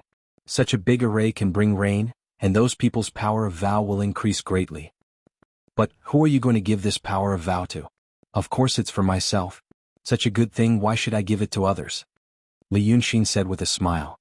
Yunzi only thought that he said it in the spur of the moment, and didn't care about it and didn't ask further. He patted Qing Fuzi's shoulder again. It's fine if you don't say. Then I'll tell you the finishing touch of my array. It's this person. In a while, I'll let you kill her in front of everyone right here. Once she's dead, the eye of the array will be formed. The dozens of spiritual eyes formed by Reiki outside the city will draw the Reiki left behind by the 20 people you killed in the city. Then, with the help of the endless Reiki in your array, you'll refine them into Yin spirits. Yin spirits, not Yin spirits. Without any consciousness, they can't be hurt by ordinary methods. In other words, they can hurt you but you can't touch them. The shape of the Qing Fuzi was borrowed from this method of refining Yin spirits, but it's slightly improved. As for you, once my array is completed, I'll force out the real body of the demon beside you in front of everyone. This thing, the power of vow, whether it's good or bad wishes, is like water being filled into a skin bag. Right now, tens of thousands of people in the city of Wei believe in you, whether it's the demon beside you or the demon that I don't know yet. Once those people see that you can't get rain, and you're not Dragon Son or Dragon King, their faith will collapse. The water in the skin bag will be sucked out in an instant and then you'll suffer. Now, I'll become my array, and use the Reiki that you used to pray for rain to sacrifice my Yin spirits. When those ignorant people think you're liars, demons, Li Yunxin suddenly raised his hand, took a step forward, and smashed Qing Fuzi's head with his palm. Then he wiped his eyes, waved his sleeves and dispersed her ghost. When he did this, Yunzi was still talking but his words were stuck in his throat because of his action. After a while he frowned. Thank you for your patience and persuasion, but you may not know that villains die because they talk too much. You don't have the protagonist's halo. Li Yunxin put his folding fan back into his sleeves, amidst the panicked exclamations of the people below the stage. Then he took 2 steps back, wiped away the mischievous expression on his face and said seriously, you said so much just to tell me that you watched me complete this array but didn't say anything. Just to use the spiritual power of my array today to complete your array to refine the Yin spirits, and at the same time, make me unable to manifest my divinity and reign. Then, force me and the silly lady behind me to show their original forms, so that their power of faith will collapse. In this way you first remove our foundation, then cut off our source of faith and refine your Yin spirits. It's really killing 3 birds with 1 stone. If you want me to kill her, just say it. Why do you have to be so long-winded? Now that I understand your plan, my heart finally calms down. Then Taoist Yunzi. Li Yunxin sighed, do you realize that you're not right now? For example, why don't you try to activate your array and see what kind of magical effect it will have? You're tuning in to the Han Li's Wuxia Chronicles YouTube channel. We're so grateful for your support, and don't forget to subscribe to join us on this incredible journey through captivating stories. Your generosity through donations truly makes a world of difference, as it's the primary source of revenue that allows me to expand and enhance this channel for you. Thank you from the bottom of my heart for being a part of this adventure.